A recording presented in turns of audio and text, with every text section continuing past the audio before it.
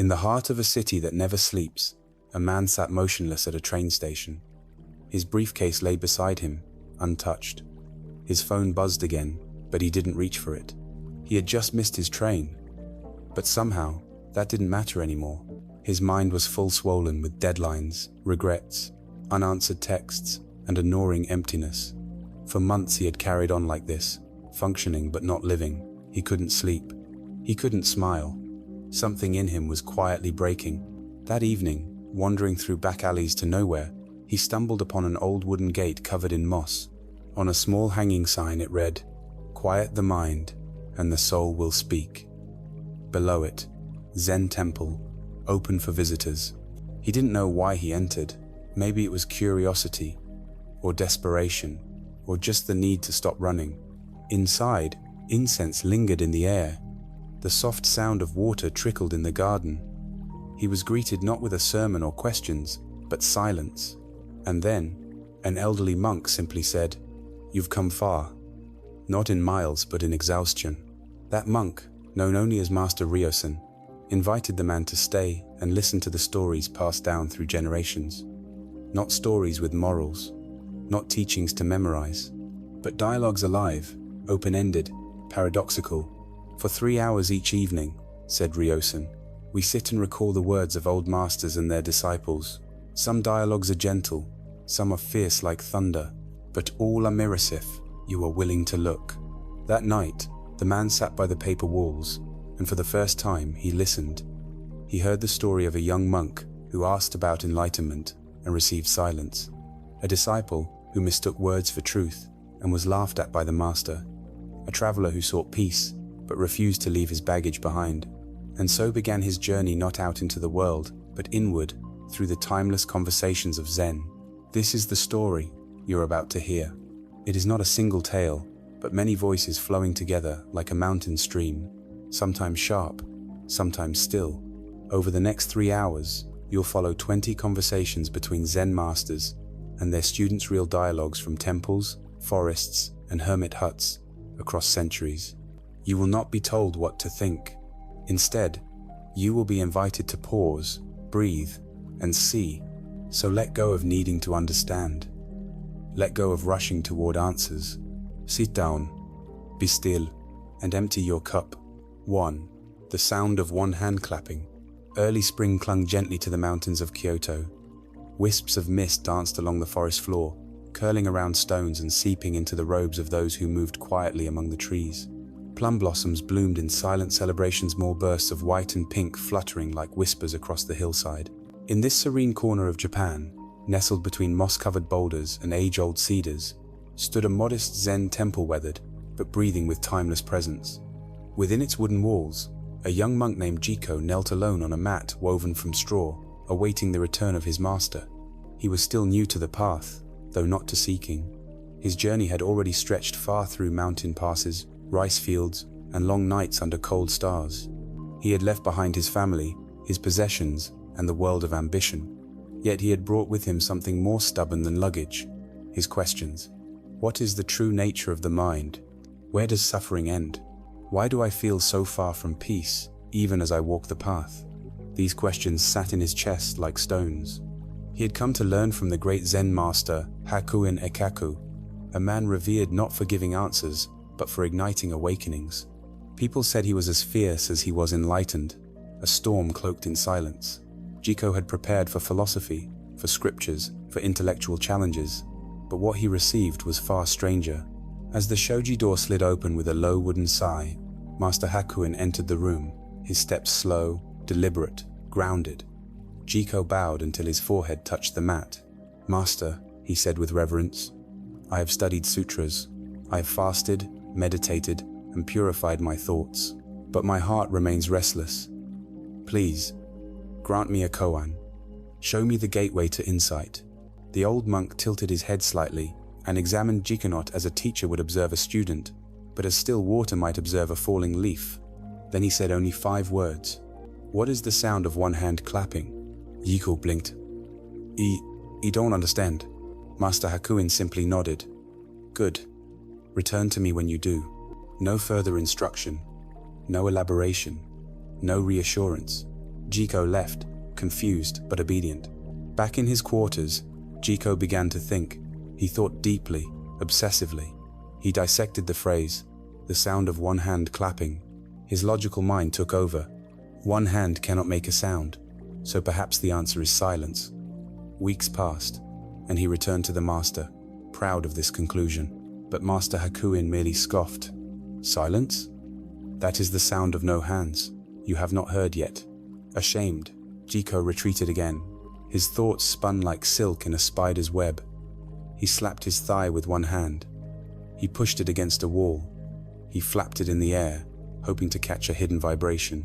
Each answer was met with disapproval or worse. No response at all. The question began to haunt him. He heard it in the rustle of wind through leaves, in the creak of temple boards under his feet, in the pulse of his own blood. What is the sound? What is the sound? It echoed in his dreams and dissolved his appetite. Sleep became a stranger. One night, staring at the stars through a small window, Jiko whispered to the heavens, "What do you want from me?" He didn't expect an answer, and none came. Just silence. But for the first time, it wasn't a silence he tried to fill. He simply sat in it, and somehow the silence stopped being the enemy. It became a presence. He had left behind his family name, his home, and the identity he once clung to. For months, he had walked dusty roads and slept under open skies, driven by questions that haunted him more than any ghost. What is suffering? What is truth? How do I become free? These were not academic curiosities, they were wounds. And each step he took toward the temple of Master Hakuin Ekaku was a silent cry for healing. Hakuin was a man both revered and feared, known across Japan not for his kindness, but for the way he shattered illusions with a glance, a silence, or a single word. Jiko, trembling between reverence and desperation, bowed deeply as the old monk entered. The master's presence filled the room like a sudden gust of wind, calm yet unshakable. Jiko spoke, his voice quivering, yet determined. He explained how he had studied the sutras, performed the rituals, sat in meditation until his legs were numb, and yet, his mind was still a storm. "Please, master," he said, "grant me a koan. Show me the gateway to peace." Hakuin did not speak for several seconds. Then, with eyes that saw through time itself, he uttered a simple question. "What is the sound of one hand clapping?" Jiko blinked, sure he had misheard. I don't understand," he said. Hakuin nodded, as if that was the correct response. "Good. Return to me when you do." That was all. No further explanation, no hint, no comfort. And so, Jiko began his journey not out into the world, but deeper into the corridors of his own mind. At first, he approached the koan like a riddle. One hand cannot clap, he thought, so the answer must be silence. After several days, he brought this conclusion to the master. Hakuin laughed sharply. "Silence? That is the sound of no hands. Return when you can hear it." Humiliated and confused, Jiko returned to his cell, but his mind would not let it go. He began experimenting, slapping one hand against his thigh, pressing it against the wall, moving it through the air. Each attempt felt more foolish than the last. The koan consumed him. He could no longer sleep. Meals lost their taste. His body weakened, but his inner turmoil intensified. The question became a presence, as real as the wind, whispering in every corner of his awareness. He started to dream of it nightmares, where hands reached for him from the dark, always incomplete, always unanswered. One night, hollowed by exhaustion, he staggered outside and collapsed beneath a pine tree. Looking up at the moon, he cried out not in anger, but in raw surrender. "What do you want from me?" The forest did not answer. The moon offered no explanation, but the silence that followed was different. It was not empty, it was full, vast, and strangely comforting. Something inside him relaxed. Not because he had found the answer, but because he stopped demanding one. Days passed, and he sat more than he spoke. The question was still there, but it no longer tortured him. It sat beside him like a friend, mysterious but not menacing. And then, one morning, as light touched the mountains and turned the mist into golden threads, Jiko entered the meditation hall once more. He bowed to Master Hakuin, who watched him in silence. Jiko said nothing. His eyes met the master's with calm acceptance. He no longer needed to be right. He no longer needed resolution. He simply was. The master smiled faintly and said, "Ah, you hear it now." Jiko did not nod. He did not smile, but something in the room shifted a ripple in the invisible field between them, as if reality itself had just bowed in acknowledgement. The koan had done its work, but not by revealing an answer. It had shattered the question. In the West, we are taught that every mystery has a solution, every suffering a cause, every problem a fix. We are trained to analyze, diagnose, solve, and while this serves us in many areas, it becomes a prison when applied to the soul. Zen bypasses this entirely. It does not offer conclusions. It offers space. The koan was never about sound. It was about breaking the mind's need to grasp. It was a mirror reflecting back the futility of reason in the face of deep truth. Jiko had not achieved understanding. He had dissolved the illusion that understanding was necessary. We too seek peace. We ask, why do I feel anxious? When will I be happy? What must I do to be whole? And so we search for answers, for guidance, for fixes. But perhaps peace isn't something found. Perhaps it is what remains when the seeking ends. Psychology calls this overthinking rumination, a mental loop that amplifies distress. Zen does not cure it with better thoughts, but with the realization that thoughts themselves are limited tools. The sound of one hand clapping is not a trick. It is a gate that opens only when you stop trying to unlock it. Hakuin did not teach Jiko what to think. He taught him how to be. And in that being, without effort or grasping, the sound became clear not in the ears but in the heart. So ask yourself now, not to answer, but to feel. What is the sound of one hand clapping? Do not chase the reply. Sit in the question. Let it dissolve your need to understand. And perhaps, in the hush between your thoughts, you too will hear it. Not with your mind, but with your soul. 2. The moon cannot be held. It was a moonless night, and yet the world glowed. In the courtyard of a secluded Zen temple, nestled deep within the mountains of Hida, the stones beneath the feet still carried the memory of daylight. The pines released their quiet scent into the wind, and the rustle of high branches whispered ancient lullabies meant only for those who no longer needed to ask why. A young monk named Daisen sat beneath one such tree, beside the silent koi pond that mirrored nothing but darkness. His eyes were closed, but his thoughts flickered like lanterns in a storm. He had been at the temple for 6 months. 6 full cycles of the moon had come and gone.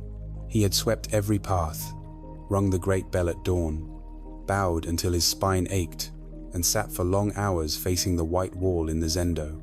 He had done everything asked of him, and more. And still, peace had not arrived. Still, his heart was like a clenched fist in his chest, always waiting, always doubting. He could not name exactly what he was holding on to, but he felt its weight every hour. That night, restless again, he stepped into the garden in the hope that perhaps the cool air might settle something inside. But the stillness outside only made the noise within more apparent.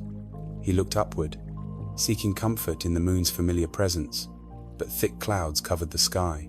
Only a faint silver smear suggested the moon's existence at all. It seemed fitting, lost light for a lost mind. He closed his eyes and tried again to meditate, but the silence of the garden only pressed more heavily on his skin. Then he sensed another presence. He did not hear footsteps, only felt the shift in the air, as if the garden itself acknowledged a new arrival. Opening his eyes, he saw Master Ryuko standing a few paces away, wrapped in a simple grey robe. The old man's face, half lit by the dim temple lantern, held no expression of concern, nor curiosity, only quietness deep and unmoving. Like a mountain seen from across the valley, they stood together in silence for a while. Daisen did not speak. He did not know what to say. Yet his master's presence asked for nothing. It only offered company. At length, Daisen broke the silence. "Master," he said quietly, "I feel like I am trying to let go of something, but I don't even know what it is. I want to be free, but I keep getting caught in my own mind. I sit, I breathe, I practice, and yet I feel like I'm always chasing something I can't name." Ryuko listened, nodding slightly, and then, without a word, bent down, and picked up a small pebble from the ground. With a flick of his hand, he tossed it into the still pond. The water rippled outward in delicate rings. "When you try to hold the moon," the master said, "you only grasp the water." Daisen watched the ripples until they faded into silence again. "I don't understand," he admitted, though part of him suspected he already did. Ryuko did not explain. He turned and began walking slowly down the garden path. Daisen followed. They walked beneath tall trees whose limbs curled like question marks above their heads. "Years ago," Ryuko said as they walked, "I was like you, eager, sincere, desperate. I wanted truth. I wanted peace. I read all the texts, visited all the temples, listened to the most learned monks. But none of them gave me what I sought, not because they were unwise, but because I was grasping. I thought peace was something I could possess if I worked hard enough, sat long enough, purified deeply enough. But the harder I tried to hold it, the further away it drifted." He paused beside a rain barrel. In the water, the faint reflection of the moon shimmered, now peeking through a thin break in the clouds. "One evening," Ryuko continued, "my teacher led me out into the night and asked, 'If the moon appears in every puddle, which one is real?' I answered proudly that the real one was in the sky. He said nothing. I insisted that the others were illusions. He laughed. I said I wanted to understand. He walked away. I was left alone, just as you are now, wondering how to find what I could no longer define." Daisen looked into the barrel. The reflection trembled slightly with the movement of air, then stilled again. "And did you ever understand?" he asked. "Not with my mind," Ryuko replied. "I stopped trying. And then one morning, as I swept the temple steps with no thought of progress, no need for insight, the moon appeared in the dew on the stone, and something in me let go." They stood a while longer, saying nothing. Eventually, they returned to the main hall. That night, Daisen sat in meditation, without forcing himself to be still. He did not try to suppress thought, nor chase emptiness. He simply breathed, as he had always breathed, but this time without agenda. And in that space, something shifted not as a thunderclap of revelation, but as a feather landing gently in his chest. In the days that followed, Daisen changed in ways so subtle that only the trees seemed to notice. He smiled more easily. He walked more slowly. He no longer checked the position of others in the meditation hall. He did not count his bows, nor wonder if his teacher noticed. He swept the floor not to gain merit, but because the floor was dusty. The world began to shimmer, not with visions or mystic lights, but with simplicity. The sound of ladles dipping water, the cool smoothness of stone underfoot, the caw of crows in the afternoon. Everything became radiant in its ordinariness. And one morning, while scrubbing the wooden porch, he looked into a bucket of clean water and saw the moon staring back, not distant, not mysterious, just there. And he did not reach for it. He only saw it. In that moment, there was no self, no effort, no question, only reflection. And reflection was enough. We too often live as Daisen once did, striving for transformation, hoping to hold on to something we don't fully understand. We chase peace as if it were an object, a final condition to achieve. We read, we sit, we strive, believing that with enough inner labor, we will finally arrive. But Zen whispers another truth. What you seek is already here. You cannot grasp it because it is not separate from you. The more you reach, the more ripples you make.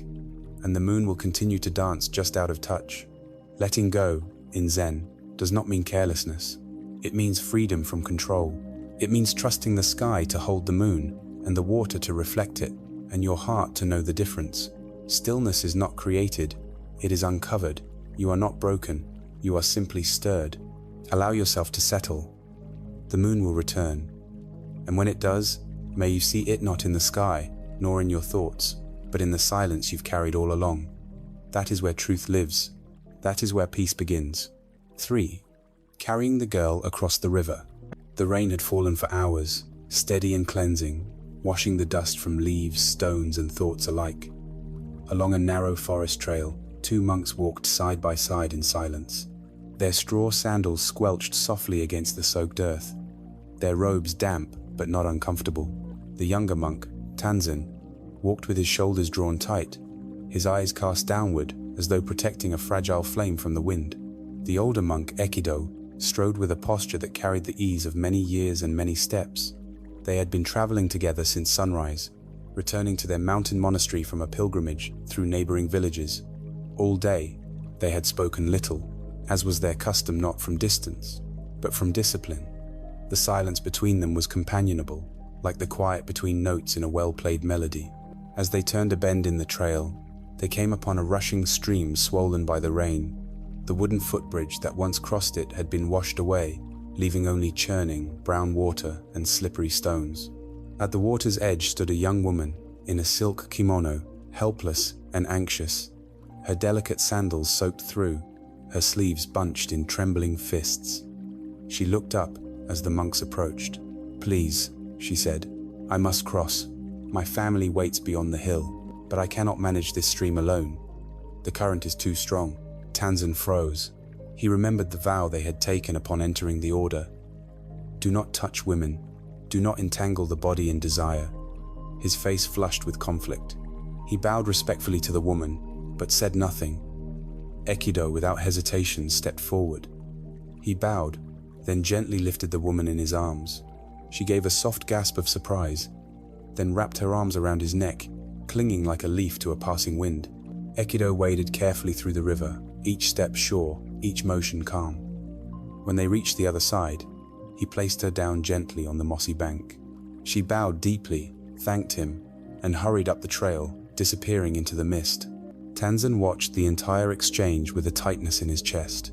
He did not speak as they continued walking. An hour passed, then two. The forest shifted from pine to cedar, and the light grew golden with the fall of afternoon. But the younger monk's silence changed. It was no longer serene, it bristled. After 3 hours, he could bear it no longer.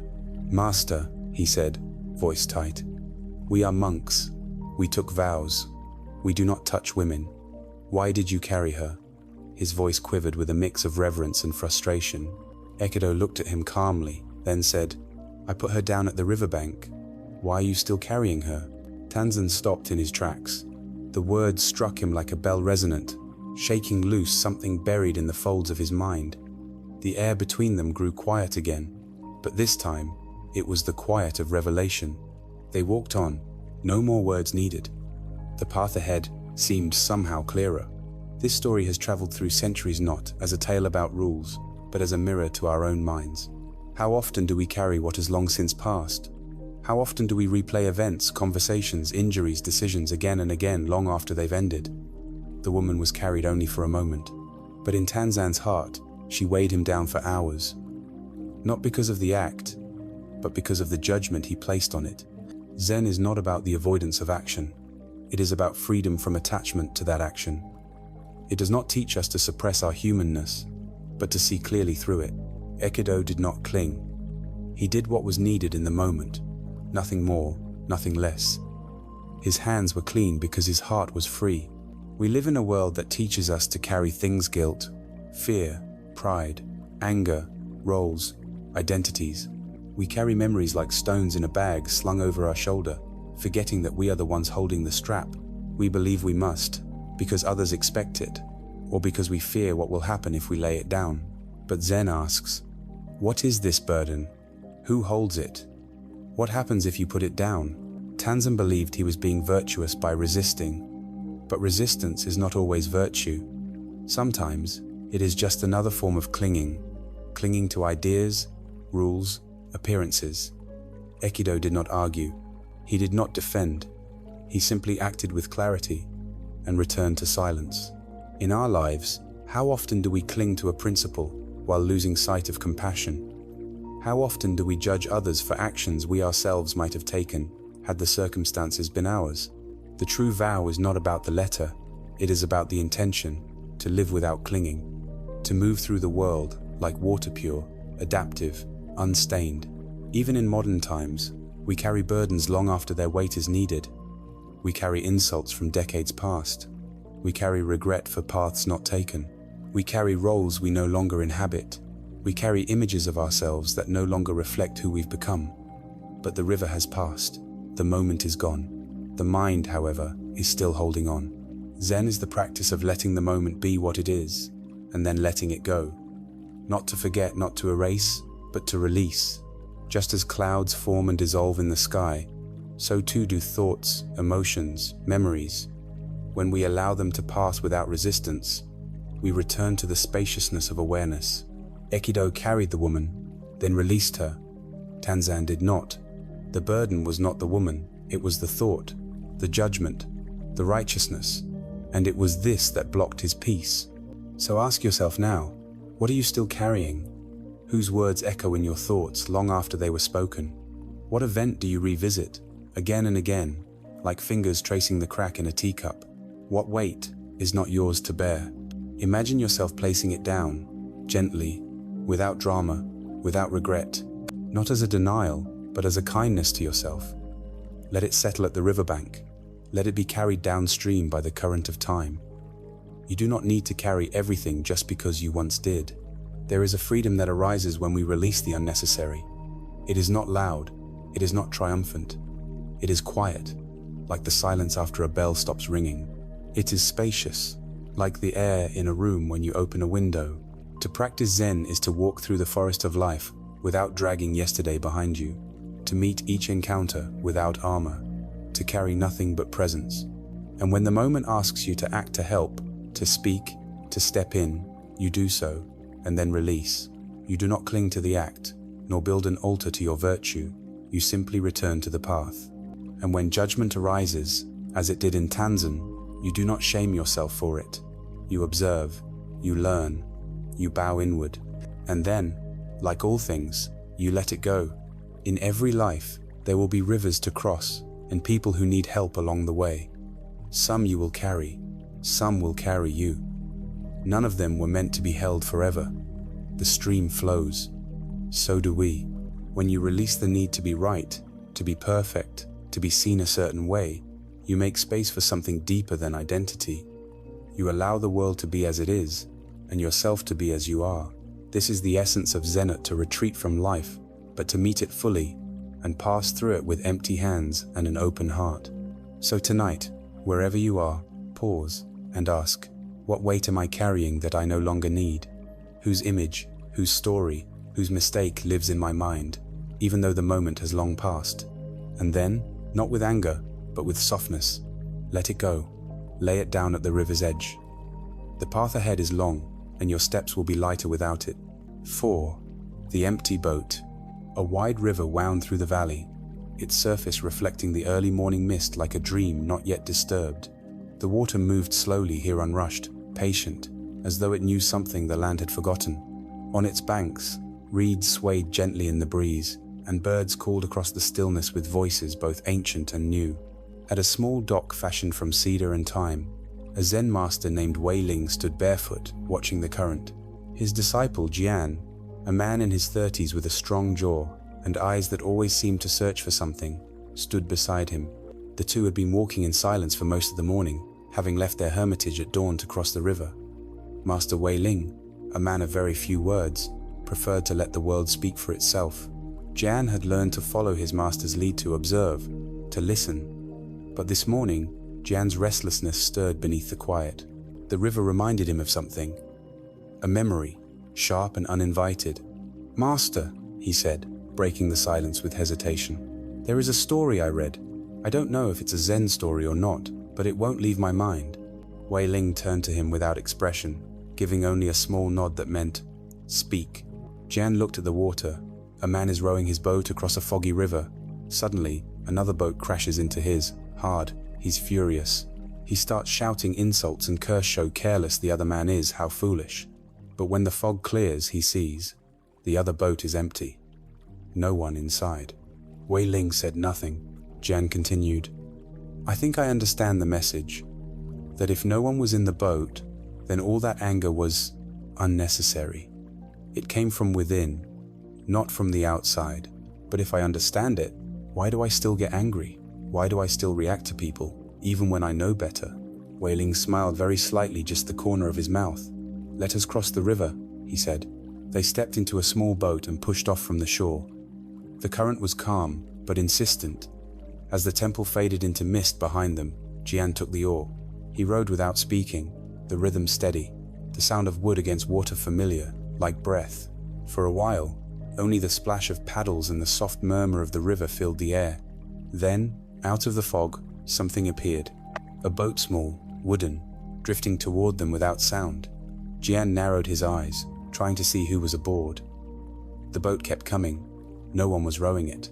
There was no figure visible through the mist. Just the boat itself, moving with the current, as if guided by the hand of the river. It struck them not hard, but enough to jolt the boat slightly sideways. Jian tensed. His hands gripped the sides of the boat. "Is someone?" he began, but his voice trailed off. The boat was empty. Wei Ling looked at him. "Empty," he said softly. "But you reacted." Jian said nothing. The master gestured to the drifting boat as it floated away. "Imagine that the boat had a person in it, and that person yelled, insulted you, splashed water on your robe. What would rise in you?" "Anger," Jian said quickly. "Now?" the master asked. "Where is that anger now?" Jian paused. He looked down into the water. "Gone," he said. "Did the empty boat cause your reaction?" Wei Ling asked. Jian shook his head slowly. "Number, it came from me." Wei Ling smiled. "All boats are empty." Jian turned to him. "Even when they shout?" Wei Ling nodded. "Especially when they shout." They rode in silence for a time. The words echoed within Jian, each one falling like a stone into his thoughts. All boats are empty. The idea unsettled him at first. Surely not all.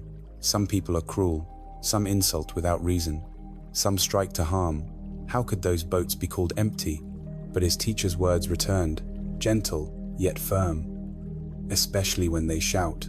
The ego sees every insult as a wound, every slight as a battle. But what if there was no one inside the boat? What if others, too, are being rowed by unseen current spheres, past traumas, disappointments they've never learned to name? What if behind the anger there is no one to blame, only suffering unspoken? The river curved gently, and the fog began to lift. The far shore came into view, grassy banks, swaying trees, the hint of a footpath leading upward toward a grove. "Master," Jian said after some time, "how do we learn to see that the boat is empty when someone is screaming at us?" Wei Ling looked into the distance. "Practice. And emptiness." "I don't know how to be empty," Jian admitted. Wei Ling looked at him, eyes soft. "You are already empty. You are simply full of things that are not you." They reached the opposite bank. Jian stepped out first, then turned to help his master. Wei Ling declined with a look his balance as steady on water as on land. They stood for a moment, watching the boat drift back into the river, carried again by the current. As they began walking up the hill, Wei Ling spoke once more. "Imagine you are a cup. When someone pours poison into you, anger, hatred, jealousy, you can spill it, or you can hold it. If you hold it, you drink it. If you spill it, you remain clean. But better still is to be like the river, not a cup at all, but a vast flow. Then nothing stays, it moves through. And what remains is clarity." Jian nodded, slowly. He said nothing else that day. That night, as the fire burned low in the temple, Jian sat beneath the window and listened to the river. It was far away now, just a soft murmur in the night, but it was enough. He imagined the boat again empty, drifting. Not threatening, not malicious, just present, and he thought of the people in his life. The ones who had hurt him, the ones who had misunderstood, the ones whose words still echoed in his memory. Perhaps they too were boats with no one truly steering. Perhaps they were drifting, wounded, unaware of what they carried. And he thought of himself how often he had crashed into others, not out of malice but from confusion, from fear, from habit. The ego always wants a culprit, always needs a story, but the river does not blame the boat, it flows around it. Zen is not the absence of emotion, it is the absence of attachment to that emotion. Anger comes, let it come, but let it go too, like the boat, like the fog, like all things. The next morning, Jian awoke before dawn and walked back to the river. The mist was lighter now. The boat they had taken rested gently against the shore, waiting. He stood there for a long time, not to cross, not to journey, only to watch. The water moved as it always had, and so did he. We often meet our suffering with resistance. We demand explanations. We clutch at identity. We replay conversations endlessly, trying to rewrite them, but the boat has already passed. The moment is gone. Only the echo remains, and we are the ones who choose to keep it alive. What if we could stop rowing into others? What if we could stop bracing for collision and instead simply be present to the current? What if we let go of the illusion that every act is personal? You are the river, you are the boat, you are the sky above. And beyond that, you are the space in which all of this arises, empty yet full, quiet yet alive. So when someone strikes you with words, or gestures, or judgment, pause, breathe. Ask yourself, what if this boat is empty? What if they too are lost in fog? What if I do not have to row toward conflict? What if I can let them drift by? Then you will find the true practice, not in retreat, but in presence, not in suppression, but in freedom. You will find that you are not the victim of the river, you are the river itself, and the river holds nothing, and the river lets everything pass. 5. Chop wood, carry water. It was the quiet hour just before dawn. The forest still clung to its darkness, and a fine mist hovered among the bamboo stalks, like breath held in suspense. In the small Zen temple tucked into the hillside, the scent of wood smoke lingered softly in the halls. The monks stirred in silence, rising not with alarm but with rhythm. Feet shuffled lightly over worn floors, kettles hissed, bowls clinked. Outside, birds began their first tentative calls, as if testing the edges of light. Among the monks was Haru, a man in his late 20s who had lived in the temple for nearly 3 years. His eyes, dark and searching, often held the look of someone who carried a question too large for words. He was disciplined and devoted, never late to zazen, never careless with his work. But within him still lived the yearning that had brought him here, a hunger not for knowledge, but for awakening something deep, irreversible, divine. He had read stories of monks struck into enlightenment by a master's shout, a falling stone, a flick of a fan. He had devoured texts, copied sutras until his fingers cramped, and sat long hours in silence, scanning his thoughts for any sign of the real. Yet each morning when he opened his eyes, the world looked the same. He swept the same floor, he boiled the same rice, he chopped the same wood, and some days it filled him with quiet despair. One such morning, as he stood in the courtyard chopping firewood, Haru looked up and saw his teacher, Master Shun, walking slowly along the garden path. The old man's steps were unhurried, but each one seemed perfectly placed, as though the ground welcomed him before his foot touched it. Haru bowed as he approached. "Master," he asked, lowering his eyes, "what is enlightenment?" Shun did not stop walking. His answer came without pause, as natural as breath. "Chop wood, carry water." Haru blinked. "But I already do that." "Then you are enlightened," the master replied, and continued on his way. But Haru remained still, gripping the axe in his hands. He knew there was more, or perhaps he hoped there was. That night, he lay awake on his straw mat, staring at the ceiling. Chop wood, carry water. Was it a riddle, a trick, a lesson so obvious he kept overlooking it? What if this life, this quiet, ordinary life, was the very thing he kept stepping over in his search? The next morning, as the cold bit his fingers and his breath fogged the air, Haru returned to the woodpile. He gripped the axe differently, not with effort, not with expectation, just held it. He looked at the grain of the wood, the way each log was unique, the way it split not with force but with timing. The sound of the axe against wood echoed in the empty yard, each crack a clear note in a deeper song. As the days passed, he began to notice more. The steam curling upward from his rice bowl, the worn texture of the temple's wood beneath his palm, the gentle hush of robes brushing stone. The wind, even when still, seemed to speak. There was no moment too small to feel sacred, and gradually, the sacred no longer felt separate from the small. He began to understand that practice was not something he did in preparation for enlightenment. Practice was enlightenment, expressed through each breath, each gesture. Before, he had thought the journey would lead him somewhere else, some higher ground. But now, he realized the ground beneath his feet had always been the place. His mind softened. His heart, though still wordless, began to feel at home. One evening, he found Master Shun in the kitchen rinsing rice. "May I ask again?" Haru said. Shun nodded. What is the difference, Haru asked, between before enlightenment and after? The master smiled. Before enlightenment, we chop wood and carry water, he said. After enlightenment, we chop wood and carry water. But then, Haru asked, what changes? You, said the master. You no longer wait for your life to begin. See, though, Haru said nothing, but his silence now was different, not from confusion, but from presence. From then on, his questions changed. He no longer asked what enlightenment was. He asked how to be more present, how to serve tea with more love, how to bow more fully, even when no one was watching. One day, while scrubbing the temple steps, he heard a young monk sigh heavily. The boy looked exhausted and a little lost. Haru handed him a brush. This is the gateway, he said, not the chore. End of 2. The boy looked puzzled. Awakening doesn't wait for silence, Haru said. It hides in the scrubbing.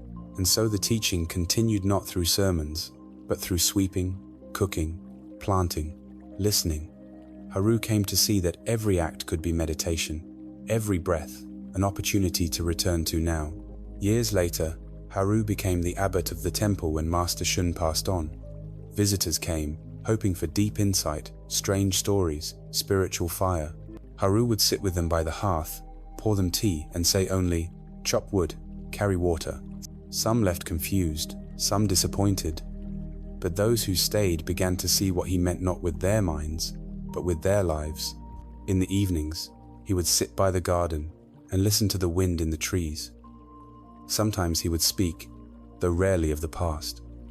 I spent years looking for something special, he said once, and what I found was nothing special, just life, whole, complete, just as it is.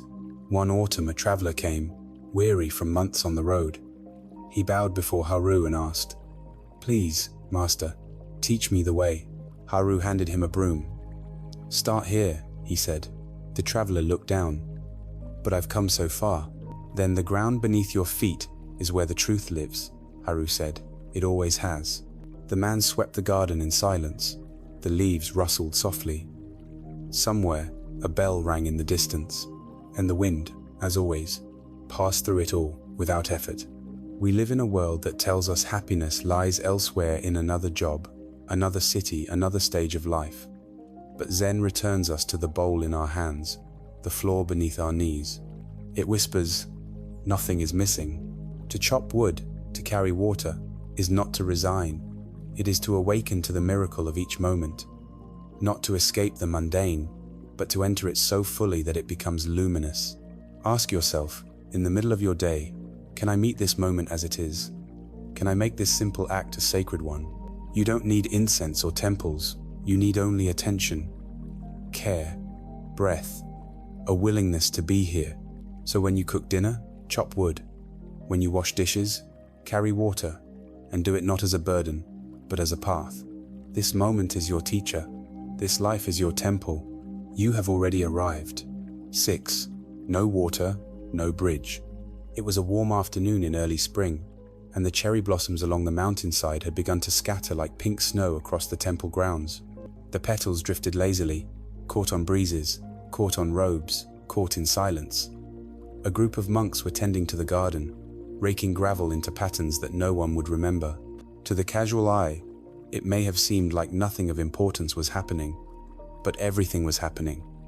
In stillness, in motion, in breath. Among them, a young monk named Ren worked quietly, his brows lightly furrowed not from the labor, but from the question he carried. He had been at the monastery for just over a year, but the simplicity of temple life had not yet unraveled the complexity of his thoughts.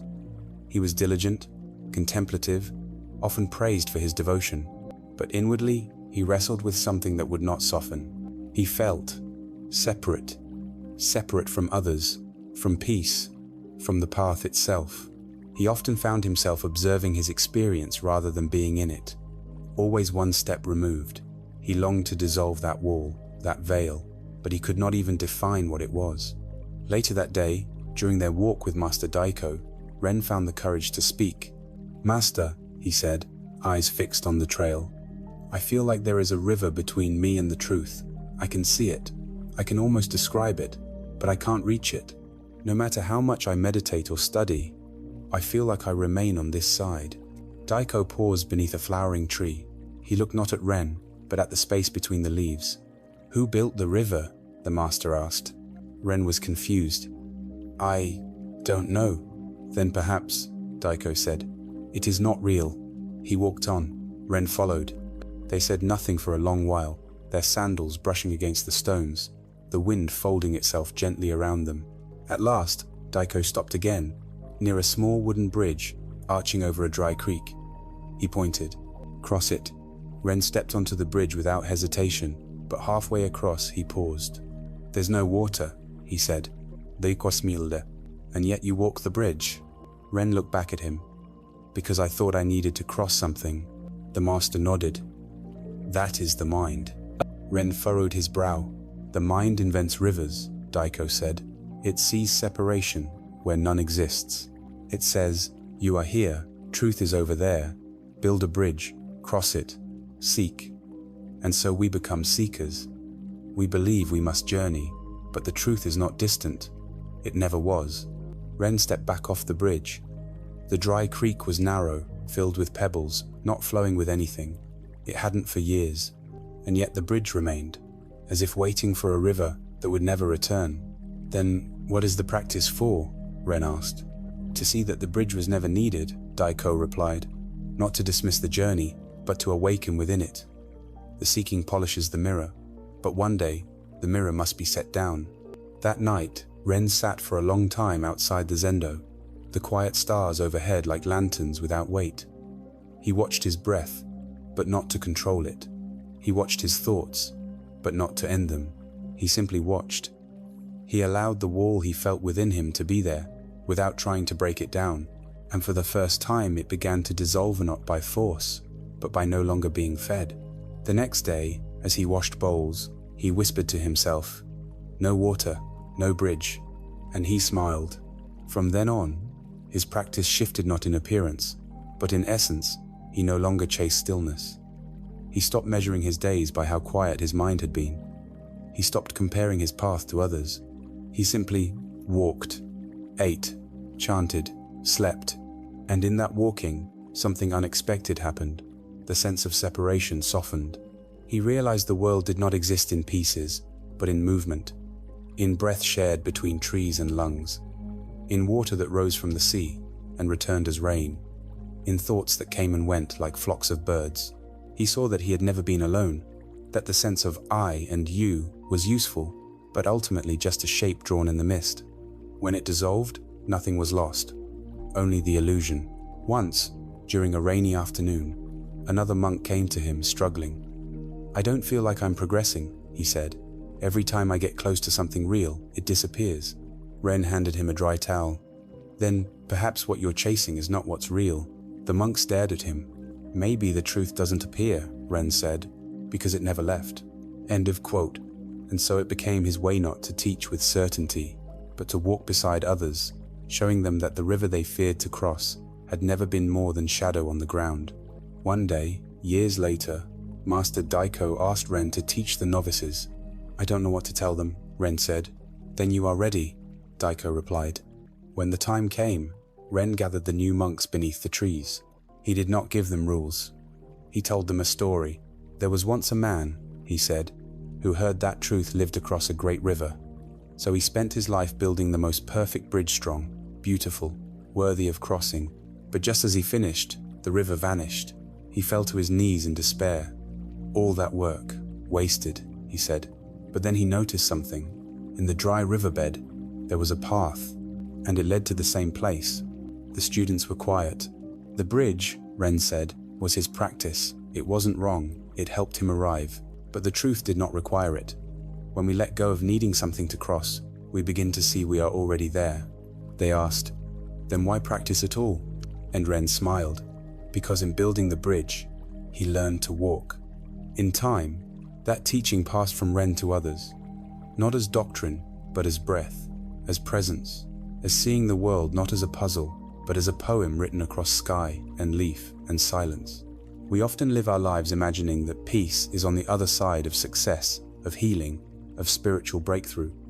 We build bridges of effort, of discipline, of identity.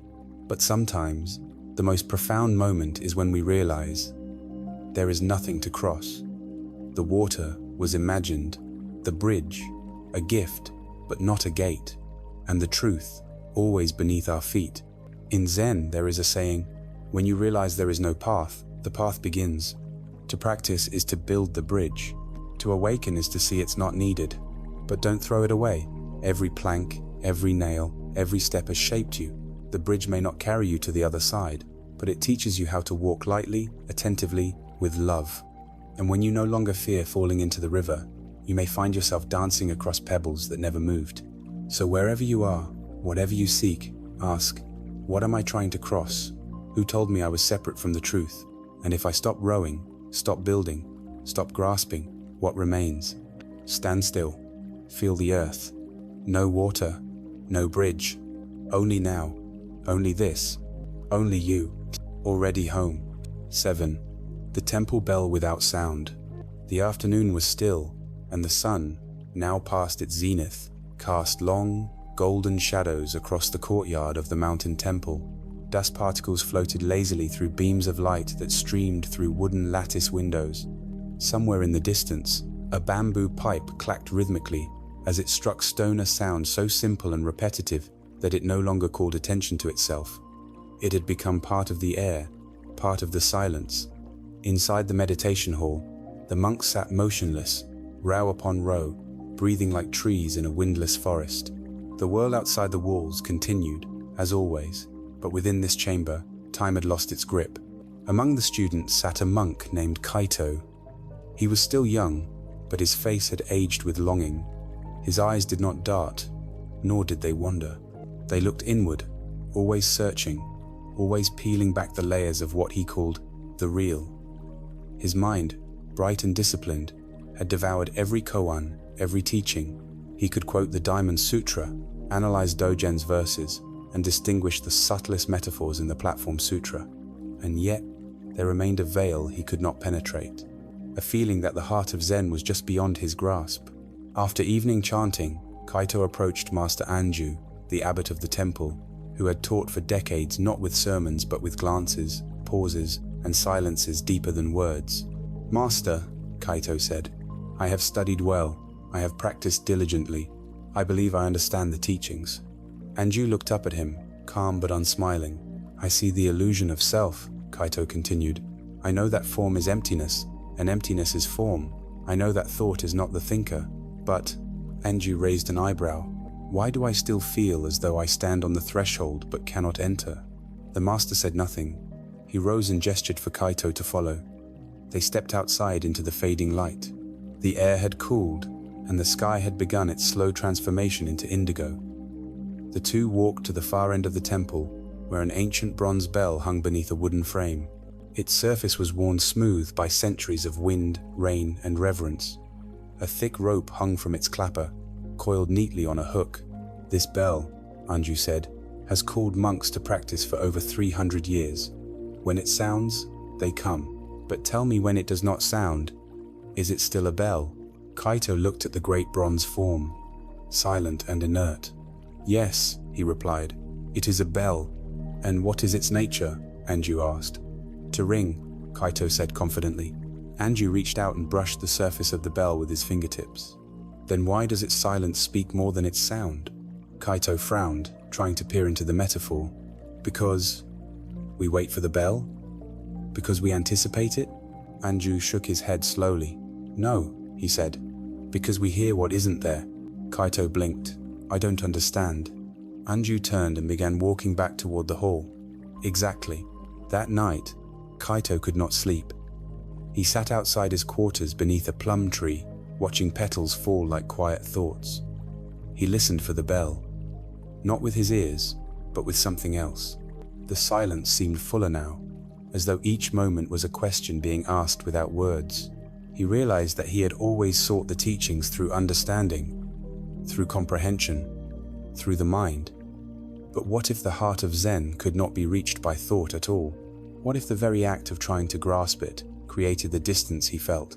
He returned to the bell the next morning, long before dawn. The air was cold, and a faint mist curled along the ground. He stood before the silent bronze form and bowed. Then he sat. He sat for hours, not thinking, not waiting, just being. And in that stillness, he began to hear, not a sound, not a voice, but a presence, something fast, not separate, not named, and something in him softened like a hand, unclenching after a lifetime of grasping.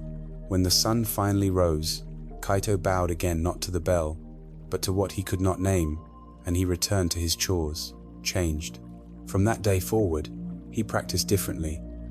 He no longer pursued insight as a destination. He no longer dissected the teachings with a scholar's blade. Instead, he listened, not just to words, but to spaces between them, to pauses, to what the wind said in passing, to the rhythm of silence as it moved through the hours. One day, a visitor arrived at the temple professor from the city, eager and precise, notebook in hand. "I have read extensively about Zen," he said to Master Anju. "I believe I grasp its essence." Anju poured him tea, but kept pouring long after the cup was full. The professor exclaimed, "It is overflowing." Anju replied, "Like your mind." Then he led the visitor to the great bell. "Strike it," Anju said. The professor hesitated, then pulled the rope.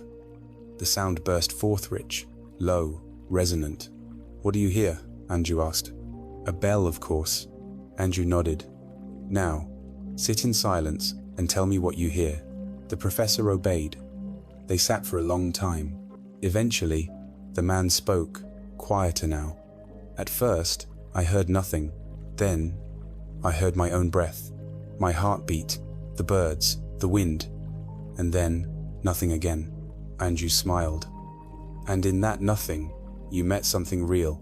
In time, Kaito came to understand that the temple bell was not a metaphor. It was a gate, not through its ringing, but through its stillness. It reminded him that awareness does not need an object, that listening does not require sound, that truth does not arrive in words.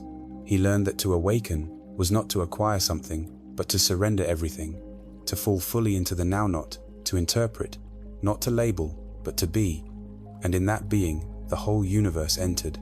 One evening, as a storm gathered in the hills, Kaito taught a small group of younger monks. They asked him, "What is the highest teaching?" He paused, watching lightning flicker across the distant ridge. Then he said, "The bell that does not ring." They did not understand, but they remembered, and one day, each would sit before the bell not to strike it, but to listen. And in listening, they too would hear what cannot be heard. In our modern lives, we fill every silence, with music, with news, with speech, with thought. We treat silence as absence, as something lacking. But Zen turns toward that absence and sees it differently, not as void, but as presence unadorned. The bell does not need to ring to be whole, and neither do you. The mind says, "I must understand." Zen says, "Stop trying." The ego says, "I must be worthy." Zen says, "You are already it." We search for the bell's sound. Zen invites us to sit before it and realize the sound was never outside it, was the listening itself. Let this be your practice. Find the bell within. Do not strike it. Do not expect it to speak. Just sit. Just listen. Let silence unfold you. Let it reveal the space where thought ends and being begins. And in that stillness, know, you were never apart from truth. You were the bell. You were the sound. You were the silence all along. 8. The wild fox koan. The wind moved through the temple courtyard like a soft animal, quiet, present, invisible. Evening was falling, and the pine trees that lined the monastery paths whispered to each other in languages older than thought. A single bell rang from the west tower. Its echo spread across rooftops and moss-covered stones, folding gently into silence. The monks moved through their routines, like water flowing downhill, each step a continuation of the last. But among them, one monk walked slower than the rest, his movements filled with weightless questions. His name was Ryu. He had been at the temple for several years, long enough to become familiar with the patterns and rhythms of monastic life. He no longer fumbled with the chants or forgot the order of ceremonies. His posture was straight, his robes neat, his face still. But something inside him remained unsettled, not in turmoil, but in subtle confusion, like a dream half remembered. He often pondered the teachings of karma, cause and effect, action and consequence. They made sense to him in theory. He could trace patterns of behavior, understand how suffering arose from craving, and how desire led to delusion. But deeper than that, he struggled with a riddle. If enlightenment is beyond karma, what happens to the one who realizes it? Is he still bound by cause and effect? Or does he transcend it? One night, after evening zazen, Ryu approached the abbot, Master Genso, who was tending a lantern in the hallway outside the Dharma hall. "Master," Ryu said, "may I ask you something?" Genso looked up. "You may. And is a person who has realized enlightenment still subject to karma?" The master did not answer. He turned and walked slowly toward the far hall. Ryu followed. They passed through the stone corridor and emerged into the outer courtyard, where a small wooden gate led to a forgotten part of the temple grounds. There, nestled beneath a large sloping tree, stood a broken structure once. A storehouse, now a place few visited. Genso gestured toward a bench, and they sat. "Let me tell you a story," he said. 500 years ago, there was a respected Zen teacher who was asked the same question you just asked me. A student said to him, "Does an enlightened person fall under the law of cause and effect?" Ryu leaned in, listening closely. The teacher replied, "No, he does not." And from that moment forward, he was reborn 500 times as a wild fox. Ryu's eyes widened. Genso continued, "Eventually, in one of those lives, the fox came to another Zen teacher Baizang and told him this story. He said, 'Because I answered incorrectly, I was condemned to live as a fox. Please, master, say a turning word and release me.'" "And what did Baizang say?" Ryu asked. He said, "The enlightened person does not ignore cause and effect." And with that, the fox bowed, disappeared, and was free. Ryu was silent. Master Genso stood slowly. "In the morning," he said, "go sweep behind the storehouse. You'll find the bones of an old fox buried in the leaves." Then he walked away. Ryu did not sleep well. The image of the fox-haunted Haimeis glowing in the dark, caught in a cycle he couldn't escape, all because of a single thought, a single answer. What did it mean? That even enlightenment could become a trap. At dawn, Ryu rose before the others and made his way to the back of the old storehouse. The air was damp and earthy. Moss clung to the stones. Beneath a collapsed beam, half covered by time and dirt, he saw the curled remains of a small animal. He bowed once, then began to sweep. With each stroke of the broom, his mind turned. The fox had answered, "No, the enlightened person is free from karma," and for that, he suffered. But Baizhang's reply, "The enlightened person does not ignore karma," was also a paradox. Didn't enlightenment mean liberation? Wasn't it a transcendence beyond duality, beyond good and bad, right and wrong? He brought his questions to Master Genso that evening. The old man was raking dry leaves beneath the ginkgo trees. "Master," Ryu said, "I still don't understand. If one awakens, doesn't that free them from karma?" Genso didn't look up. He raked slowly, steadily. "When the wind moves," he said, "does the leaf choose its direction?" "No," Ryu replied. "And yet, if you let go of a leaf," Genso asked, "does it not fall to the ground?" "It does," Ryu said. "Enlightenment," said the master, "is knowing you are both the wind and the leaf." Ryu was silent again. "You are not free from karma," Genso continued. "You are free within it." The fox made the mistake of creating separation. He imagined freedom as outside cause and effect, but awakening does not erase the law. It reveals that the law itself is empty, still functioning, still unfolding, but not personal. Ryu looked down at his hands. "So the one who awakens still experiences life?" he asked. Genso nodded, but without clinging to it. That night, Ryu returned to the storehouse. He stood beneath the stars, eyes closed, the night wind brushing his skin. He thought of the fox not as a punishment, but as a teaching, not as failure, but as reminder. The next morning, as he prepared rice in the kitchen, a junior monk spilled a basket of beans and groaned in frustration. Ryu smiled and knelt to help. The boy apologized. "It's all right," Ryu said. "Even foxes can be freed." The boy didn't understand. but he felt the warmth behind the words. Over time, Ryu stopped looking for answers and began to see the beauty of not knowing. He watched how karma unfolded in small things, a kind word, easing a burden, a harsh tone, creating tension. He did not seek to escape the world. He sought to enter it fully, without fear of its consequences, not to control cause and effect, but to dance within it. One day, a visitor came to the temple, a young scholar, proud of his intellect. He asked Ryu, "What is the ultimate truth of Zen?" Ryu handed him a broom and pointed toward the old storehouse. "When you're done sweeping," he said, "come find me." The scholar grumbled, but obeyed. Hours later, covered in dust, he returned. "Well?" he asked. Ryu handed him a cup of tea. "The truth," he said, "is in the dust you moved." And the scholar, for a moment, was quiet. We often seek awakening as escape. We want freedom from the weight of our choices, from the pain of the world. But Zen reminds us, freedom is not found by avoiding life. It is found by meeting life with eyes open, by seeing that karma does not bind you, it teaches us. It is the unfolding of truth in action. The wheel turns, but you need not be crushed by it. You can move with it. The wild fox was not wrong because he denied karma. He was wrong because he made enlightenment into something separate. But nothing is separate. There is no inside and outside, no here and there. The leaf falls, the wind blows, and in the falling, there is no one to blame, no one to free. Only now, only awareness, only compassion arising from clear seeing.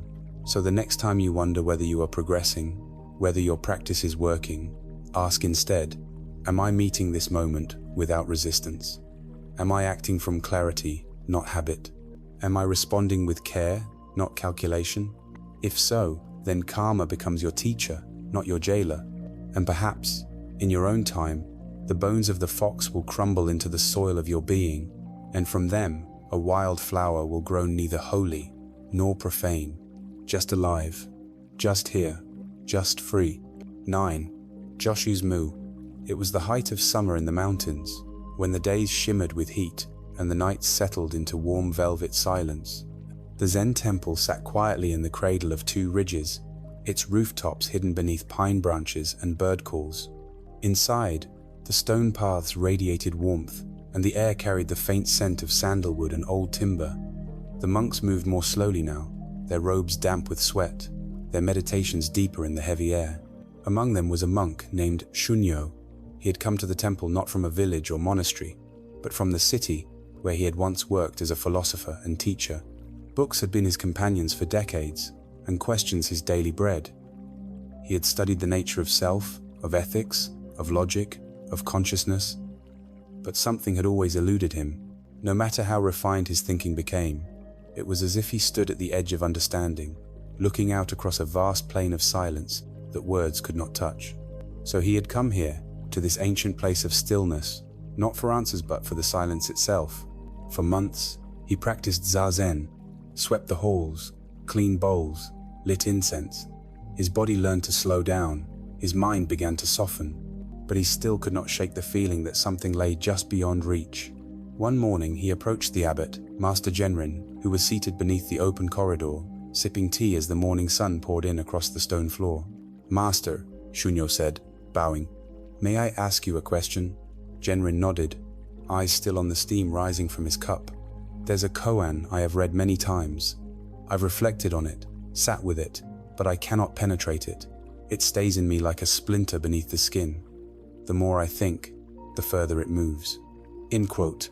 Genrin gestured for him to sit. Shunyo continued, "A monk asks Joshu, 'Does a dog have Buddha nature?' Joshu answers, 'Mew.' Just that, one word, mew. Not yes, not no, just mew."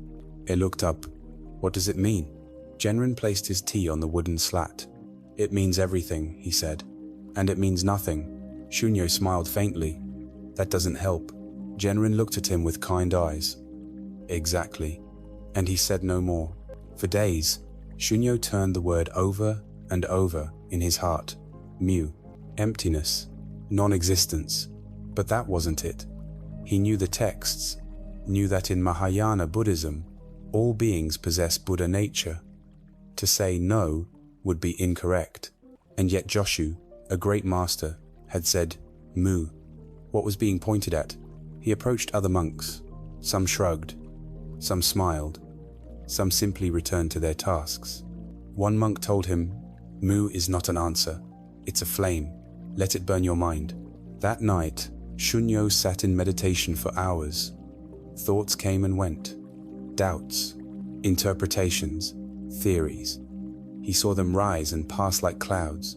Still, he returned to the koan. Does a dog have Buddha, nature? Mu. It echoed in him like a bell with no sound. At one point he cried not from sadness, but from exhaustion. It was as though he had reached the end of his reasoning. There was nothing left to think, nothing left to explain. And in that silence, something opened. Not a door, not an answer, but a clearing. He felt his body sitting. He heard the wind against the paper walls. He felt the coolness of the floor beneath him, and he realized nothing was missing. Nothing had ever been missing. The next morning, he returned to Master Genrin. I think I understand, he said.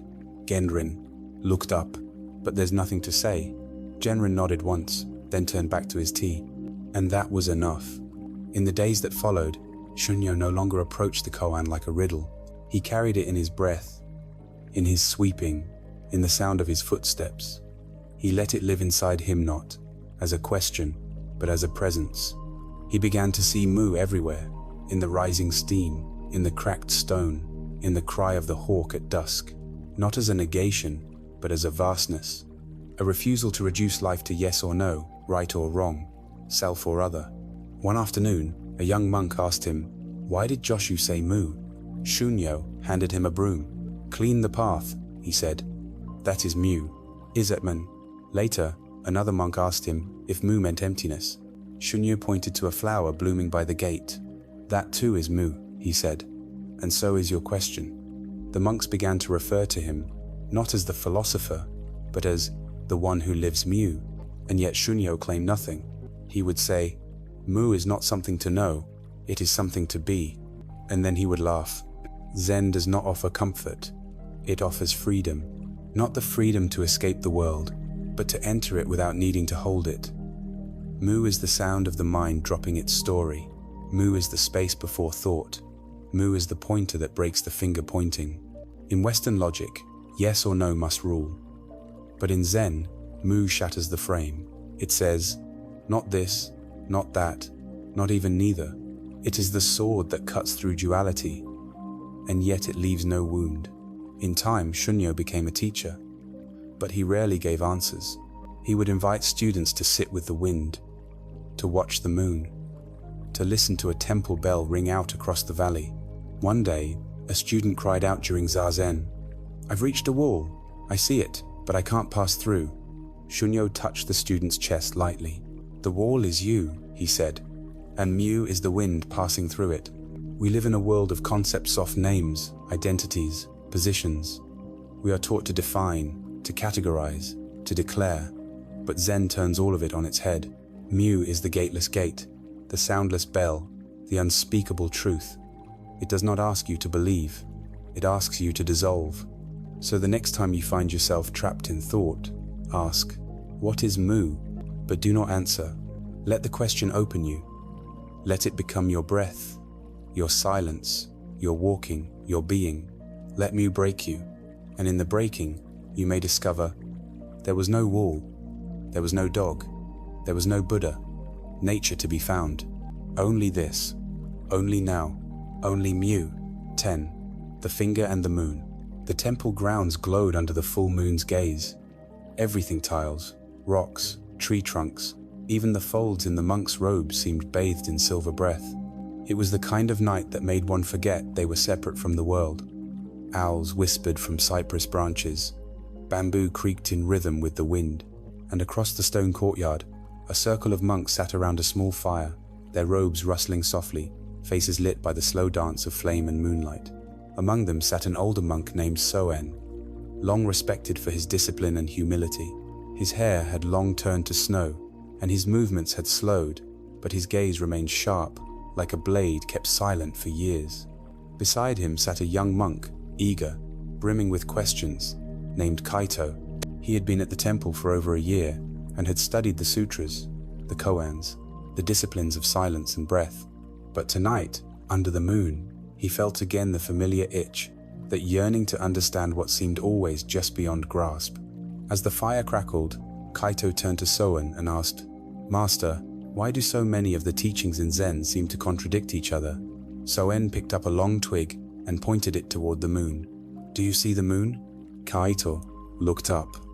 "Yes. Now," said Soen. "Do you see this finger?"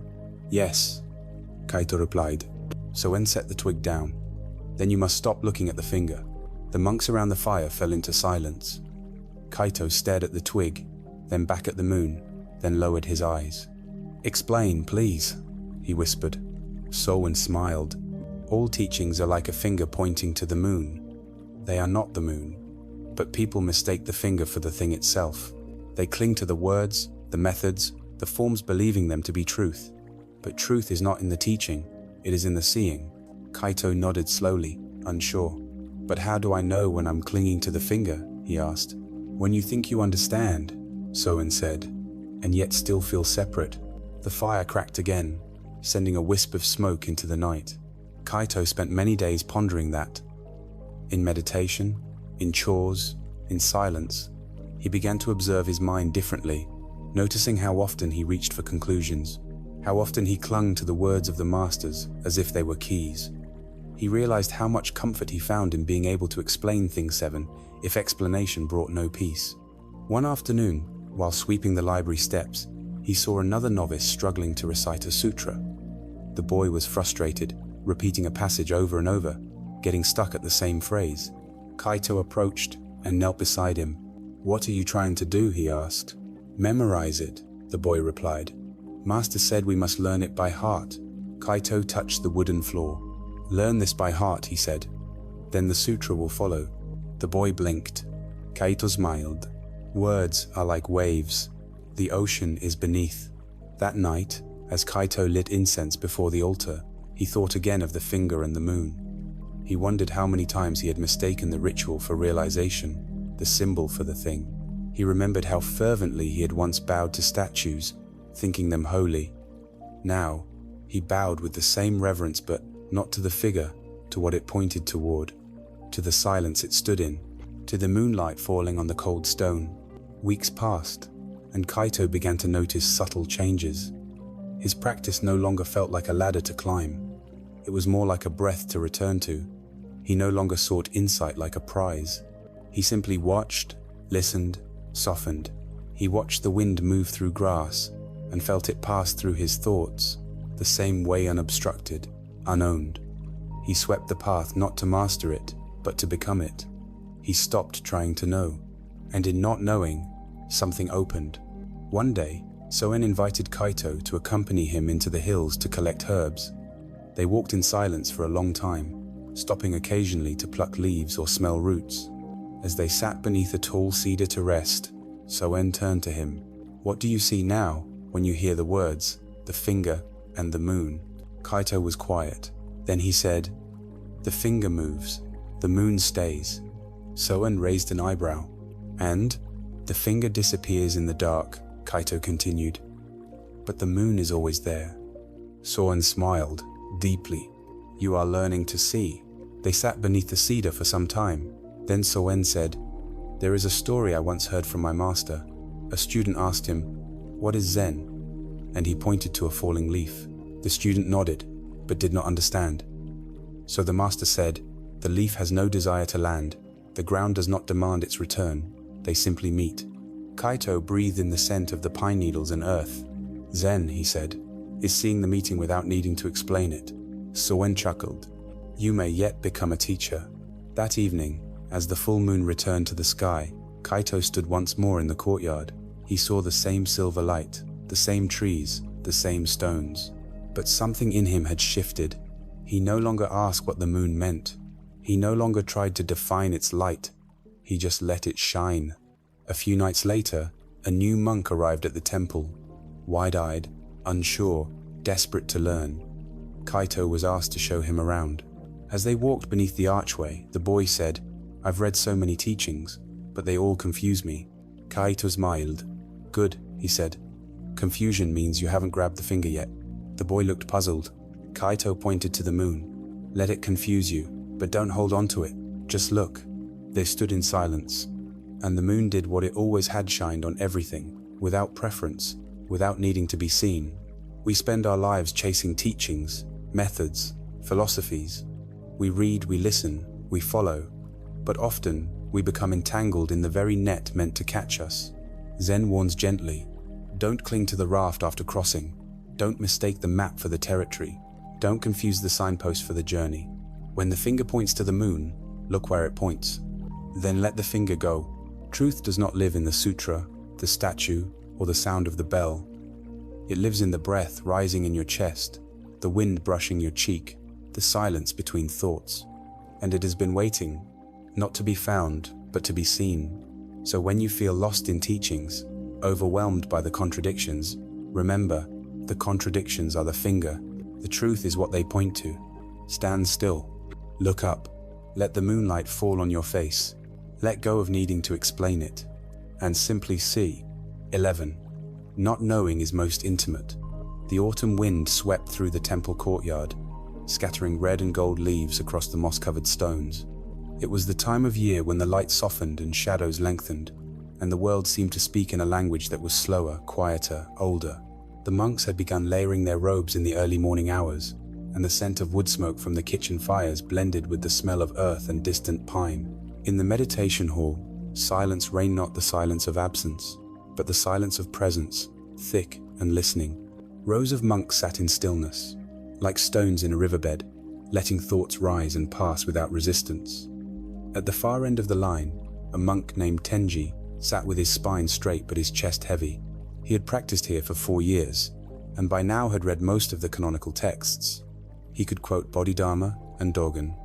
He had even taught new arrivals the rituals of morning and evening practice. But a kind of restlessness still lived in Himone that seemed immune to answers, one that grew stronger each time he thought he had figured it out. One evening, after evening chanting, Tenji approached his teacher, Master Kaizen, as the elder monk tended to the rock garden under the moonlight.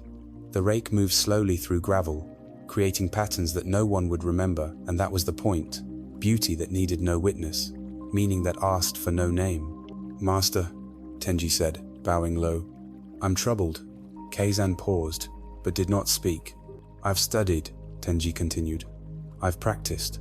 I've sat with questions and pushed through doubt, but every time I feel I'm near an answer, it disappears. The closer I get to understanding, the more it slips away. Kaizen set down the rake and turned to him. His face was calm, illuminated softly by the moon. Then perhaps, he said, you are finally approaching the gate. Tenji blinked. But shouldn't understanding feel like clarity? Kaizen smiled. Not knowing is most intimate. The words landed like snowsoft, but with weight. Tenji didn't respond. He only bowed again and returned to the meditation hall. That night, the koan stayed with him. Not knowing is most intimate. And he rolled the phrase over in his mind like a stone in his palm. What did it mean? How could not knowing something so often dismissed, even feared, be called intimate? The next day, Tenji went about his chores with a subtle shift in awareness. He didn't look for meaning. He didn't try to interpret. He simply watched. The way tea leaves unfurled in water, the sound of crows in the distance, the feel of cold stone beneath his bare feet. Each moment became a doorway not to understanding, but to being.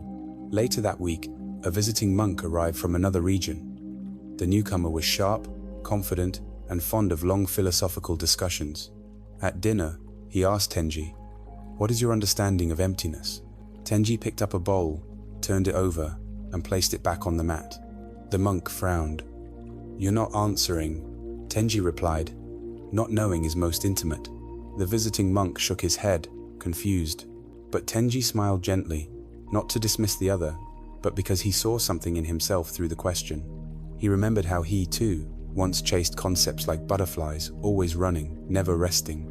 Over the next few weeks, Tenji continued to explore this intimacy of not knowing. He stopped seeking perfect stillness in meditation and began meeting whatever arose: joy, sorrow, boredom with equal attention. He stopped measuring his practice and started living it. When doubt came, he no longer pushed it away. He bowed to it. He discovered that not knowing did not mean ignorance. It meant openness. It meant entering life without armor, without maps, without needing to name everything. He realized that knowledge had once been his shield, a way to control the unknown, to domesticate the wildness of the present moment. But Zen was not a path of control. It was a path of surrender. One morning, as he chopped vegetables for breakfast, another monk sliced his finger and cursed under his breath. Tenji gently took the monk's hand and wrapped it in cloth. The monk, embarrassed, said, "I should know better. I've done this 100 times.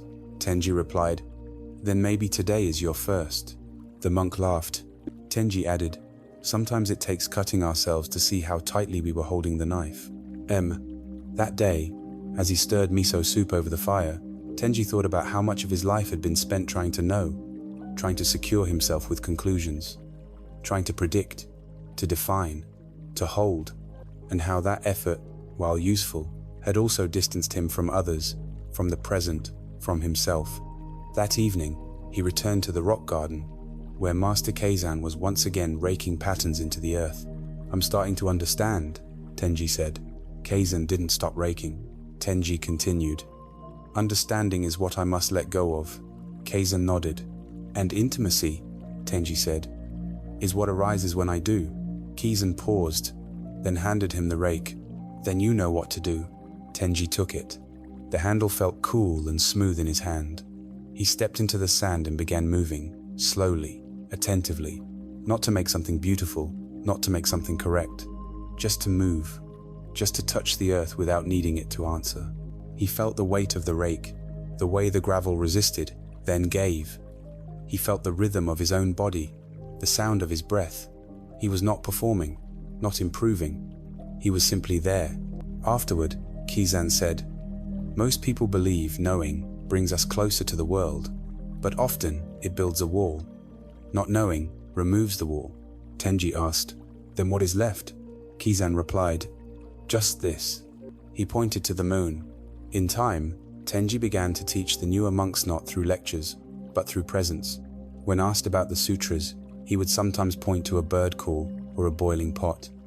When asked for answers, he would sometimes reply, "What is your question?" without the words. He would walk with the monks in the forest and say, "Let the trees teach you." He became known not for his knowledge, but for his capacity to be with people in their confusion, their grief, their joy, without needing to fix or explain.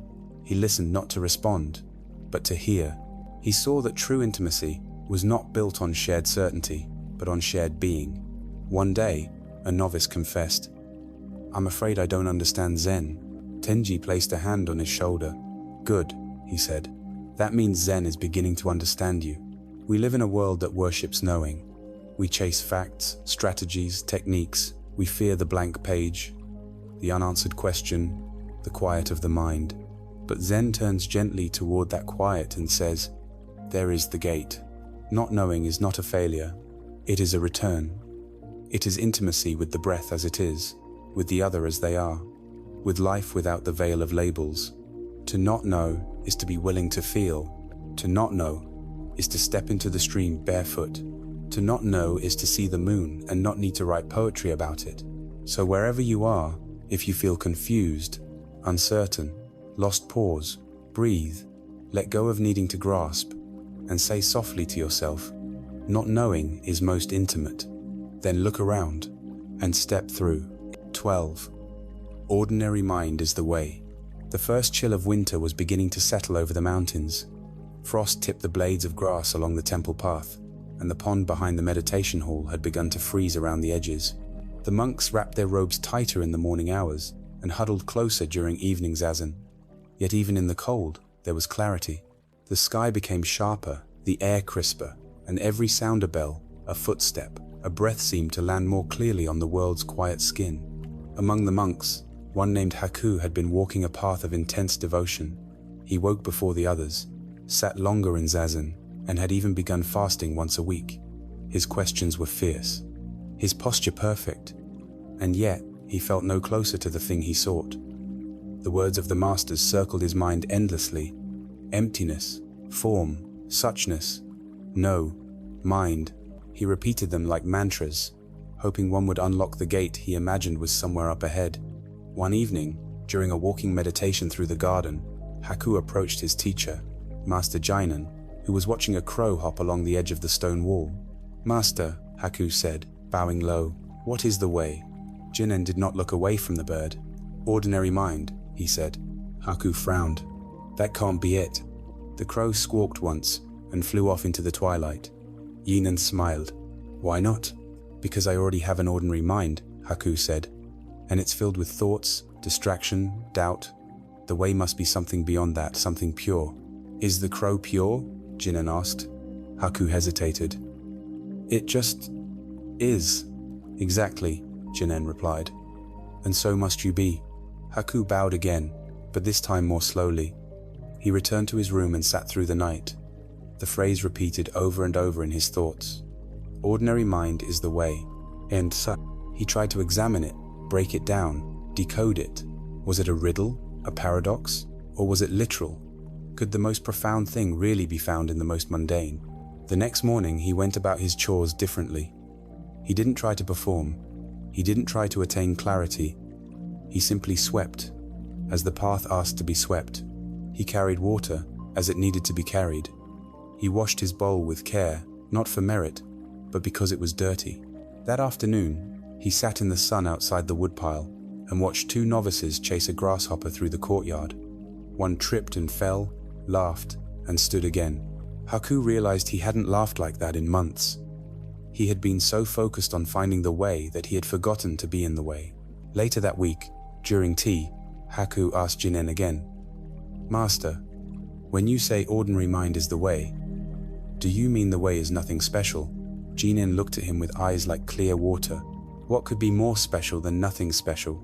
Haku blinked. "Every time you look for something special," Jinan continued, "you step away from where you are." "But what about delusion?" Haku asked. "What about the wandering thoughts, the attachments, the fears?" Jinan poured more tea into Haku's cup. "Do you scold the clouds for moving?" "No," Haku said. "Then why scold the mind for thinking?" Haku sat quietly, sipping his tea. That night, he returned to Zazen with a softer posture. Not lazy, not careless, just less forced. He sat not to become something, but to be what was already there. He watched the breath come and go like the wind across a rice field. He let the thoughts pass like travelers through a village. He didn't cling to the stillness or fight the movement. And somewhere in that simplicity, he felt a quiet ease. In the days that followed, the shift deepened. He stopped timing his practice. He stopped evaluating his progress. He didn't try to empty his mind or fill it. He just showed up. He bowed when bowing was called for. He worked when work appeared. He laughed with the others, even during chores. One morning, a novice approached him and asked, "What is the way?" Haku smiled. "Have you eaten?" he asked. The novice nodded. "Yes." "Then wash your bowl." The boy stared at him, puzzled. Haku bowed and walked on. The teaching had come full circle. Later, as he trimmed the edges of the temple garden, he thought about how long he had strained towards something that was never missing, how he had tried to construct enlightenment from effort and ideas, and how the way had been here all along in the very moments he once dismissed as ordinary. He saw now that the problem had not been his wandering mind or restless heart. It had been his resistance, his attempt to polish what was already clear. The path had never been about achievement.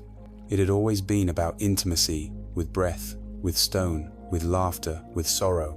That evening, Haku returned to Jinan. "Thank you," he said. Jinan didn't ask why. Instead, he pointed to the steam rising from the tea between them. "That's the way," he said.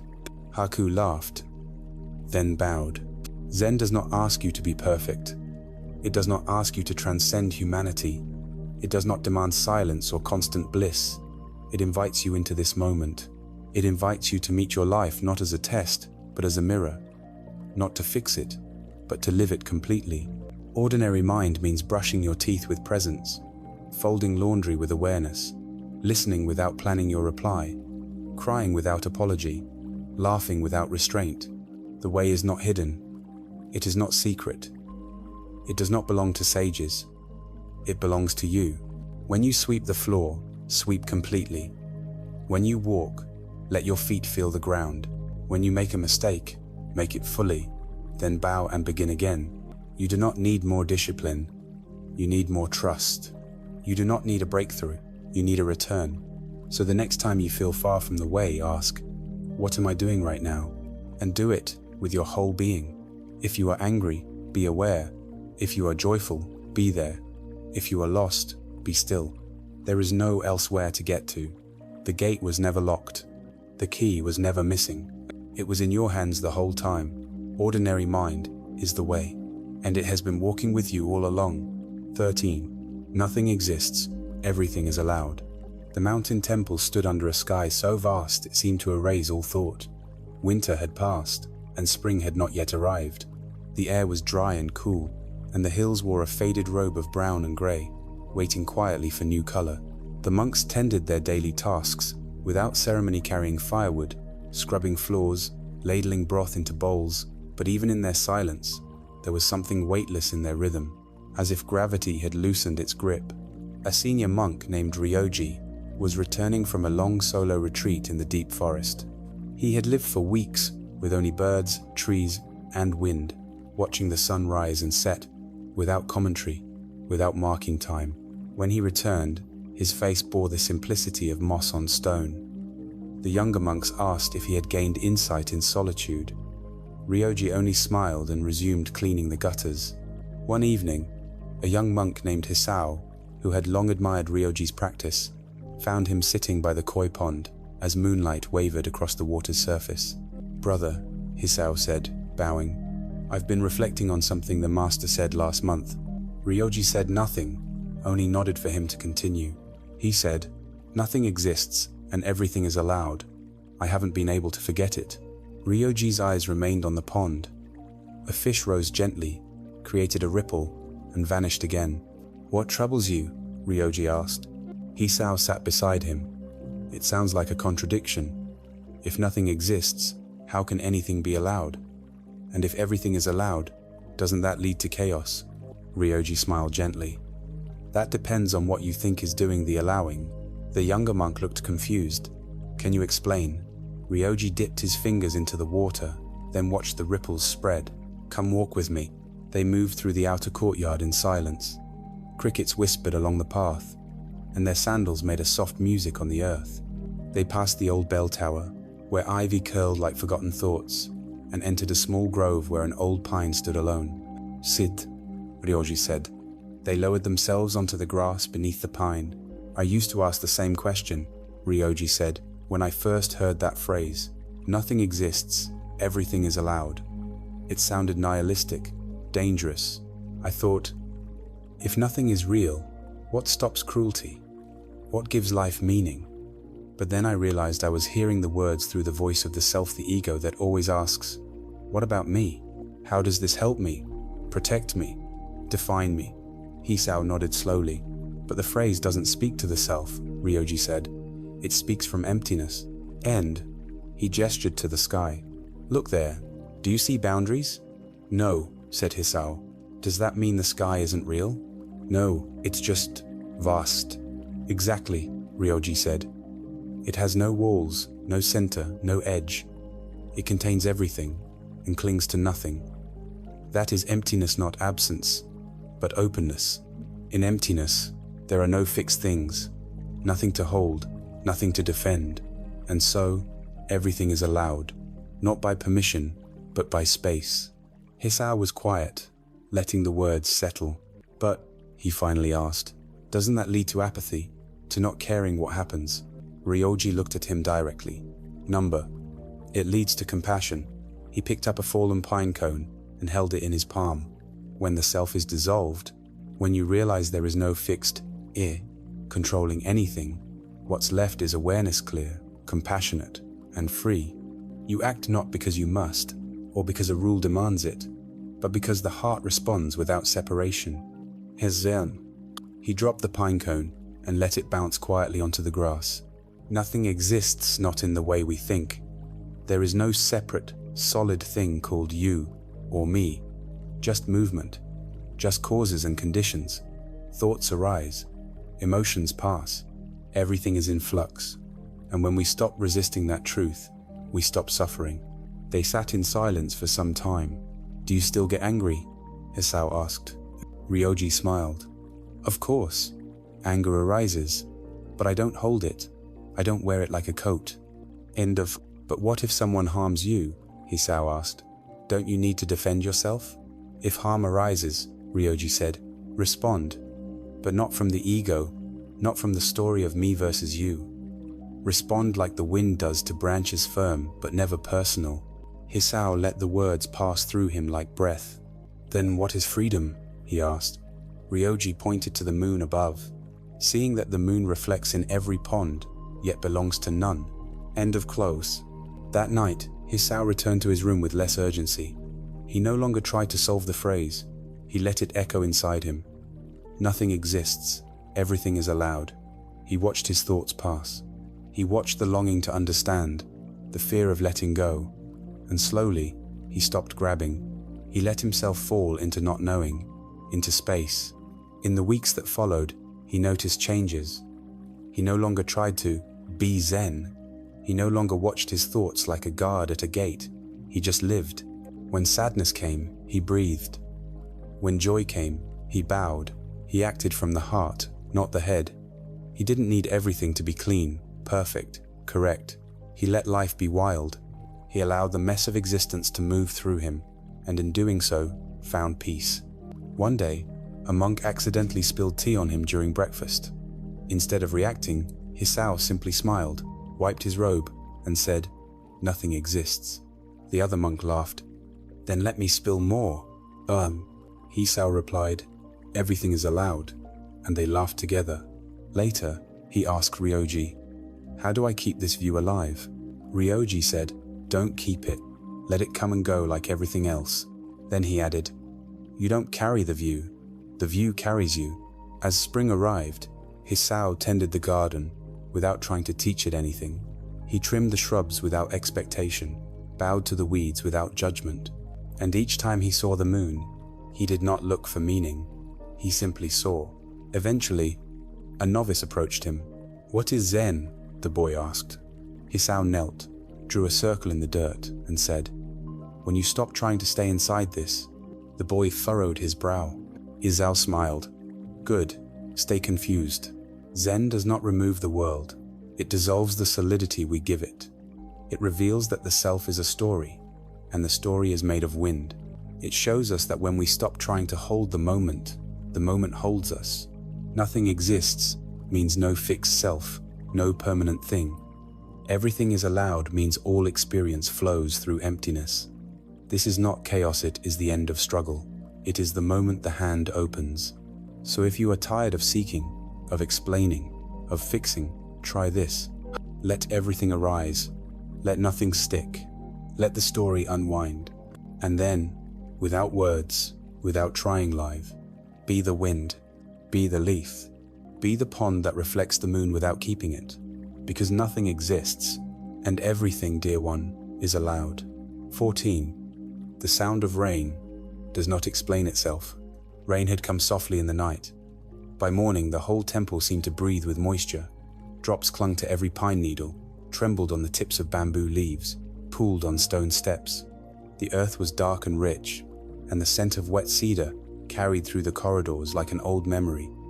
Inside the meditation hall, the wooden floor creaked under the weight of monks returning to their cushions.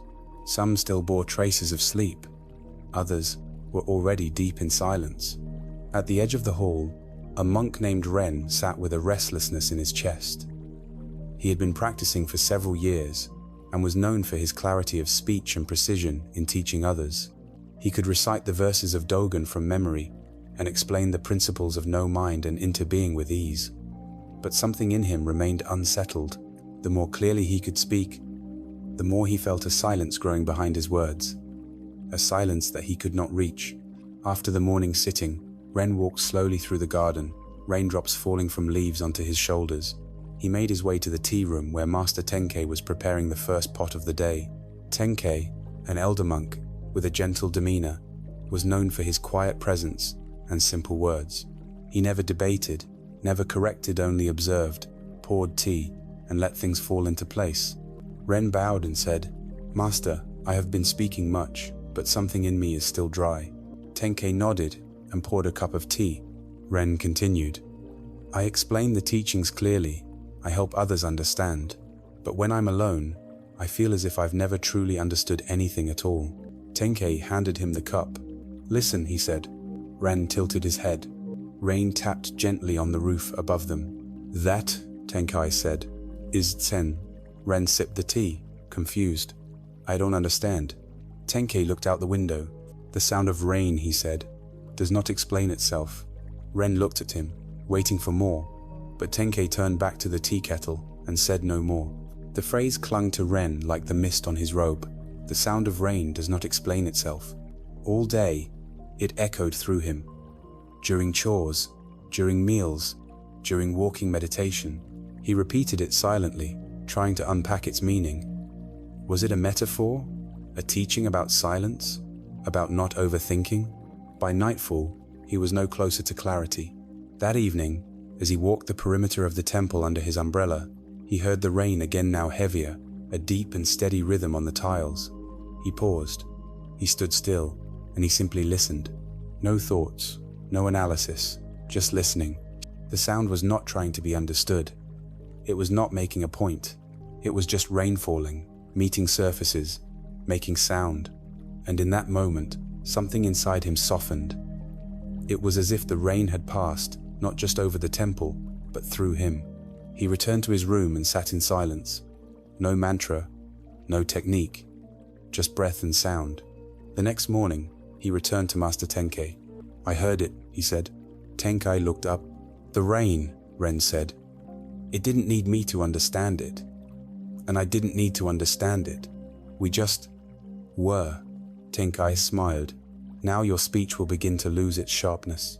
Ren blingered. "Is that good?" "Yes," Tenkei said, "because sharp words cut, but soft presence holds." In the weeks that followed, Ren stopped trying to teach with explanations. He taught with presence. When students asked him about enlightenment, he would sometimes point to the trees swaying. When they asked about emptiness, he would say, "Listen to the stream." When they asked for truth, he would walk with them in silence. One student said, "But I don't understand." Ren said, "Then you are very close." Zen is not a philosophy.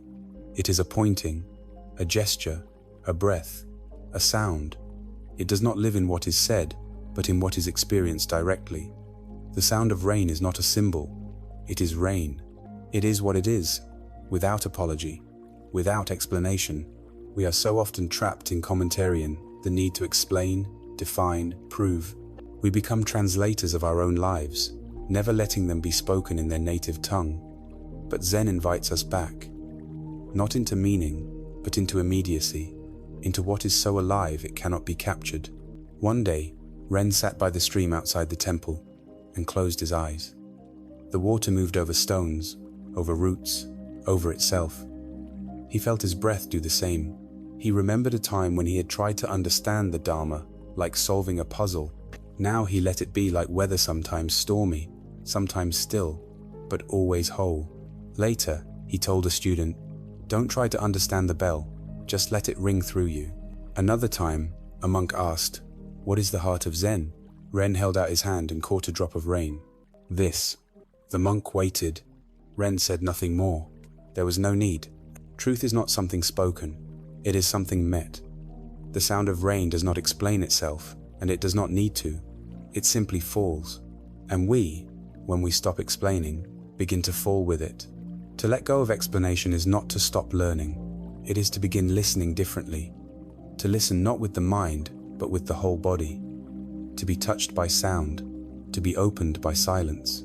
To be guided by what is already complete. So the next time it rains, pause. Listen. Let it be rain. And be with it without needing it to say anything. That is Zen. That is enough. 15. When walking, just walk. The forest trail behind the temple curved gently up the hillside, winding through old cedars and soft beds of pine needles. In spring, Wildflowers lined its edges, and in autumn, golden leaves carpeted its stones. But in every season, the path remained what it always was, a way through the world, one step at a time. It was here that monks walked each morning, barefoot or in worn sandals, listening to the whisper of wind through the trees and the faint call of crows from above. Among the monks was Tetsu, known for his active mind and ceaseless curiosity. He often posed questions after zazen, scribbled notes into small, folded papers, and quoted ancient masters during work periods. He sought understanding with sincerity, but he sought it as if chasing something just out of reach. One morning, as the mist clung low in the forest, Tetsu walked with his teacher, Master Myorin, along the trail. Tetsu's mind swirled with questions. He had been reflecting on the nature of mindfulness, of awareness, of what it meant to live in the now. "Master," he said, "I've read that to be present is to be free. But even when I try to be present, I find my mind drifting. I walk, but I'm thinking of walking. I breathe, but I'm wondering if I'm breathing mindfully enough. How can I stay here?" Myorin paused beneath a tall cypress. Dew sparkled on the leaves. "When walking," he said, "just walk." Tetsu furrowed his brow. "That's what I'm trying to do." Myorin looked at him kindly. "Trying is not walking." They continued along the trail in silence. Tetsu felt the words echo inside him. "When walking, just walk." At first, they felt frustratingly simple, like a door with no handle. But as the path turned and the sun filtered through the branches, something began to shift. He noticed how often his awareness floated above his body, watching, judging, narrating. Even now, as he walked, he was half in the future, thinking about how to remember this moment, how to express it, how to make use of it. He realized he was rarely inside his step. He was always slightly ahead, slightly behind. So he stopped. He took a breath. He placed his foot on the earth not to do it right, not to be spiritual, but to feel it. And he took another step, then another, not to arrive anywhere, not to improve, just to walk. Something opened. The forest came alive, not with noise, but with clarity. The crunch of leaves, the rhythm of breath, the way his arms swung beside him, they were not things to notice. They simply were, and he was not watching them. He was them. When they returned to the temple, Tetsu said to Myorin, "Today, I didn't walk. Walking walked me." Myorin nodded. "You left the watcher behind." From that day, Tetsu began to approach everything differently. When washing his bowl, he just washed. When chopping vegetables, he just chopped. No commentary, no seeking, no self-evaluating the self.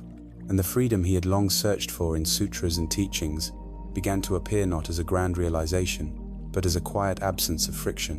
One afternoon, a new student asked him, "What is the proper posture for walking meditation?" Tetsu smiled. "The one your body is already using." The student looked puzzled. "But how will I know if I'm doing it correctly?" Tetsu placed a pebble in the student's palm. "Feel this," he said. "That is correct." The student blinked. Zen does not demand that we do more. It invites us to return, to inhabit the simplicity we so often walk past. When walking, just walk. When eating, just eat. Not as a discipline, but as a love letter to being alive. Presence is not something you gain.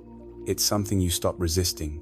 We are taught to split our selvesto, observe our thoughts to improve our actions, to watch ourselves watch.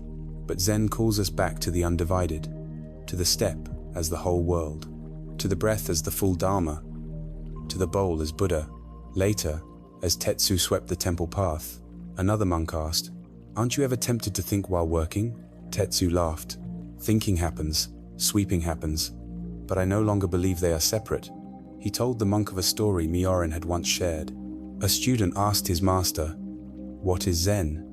The master said, "Go wash your face." The student frowned. "But I'm asking about enlightenment." The master replied, "Then your face is still dirty." The monk laughed too. To return to the body is not regression. It is reunion. It is where thought dissolves into experience, where past and future fall away into movement, not knowing what will come, not needing to. When walking, just walk. And when you forget, when the mind returns with questions, Gently return to the footfall, to the breath, to the warmth of the bowl in your hand.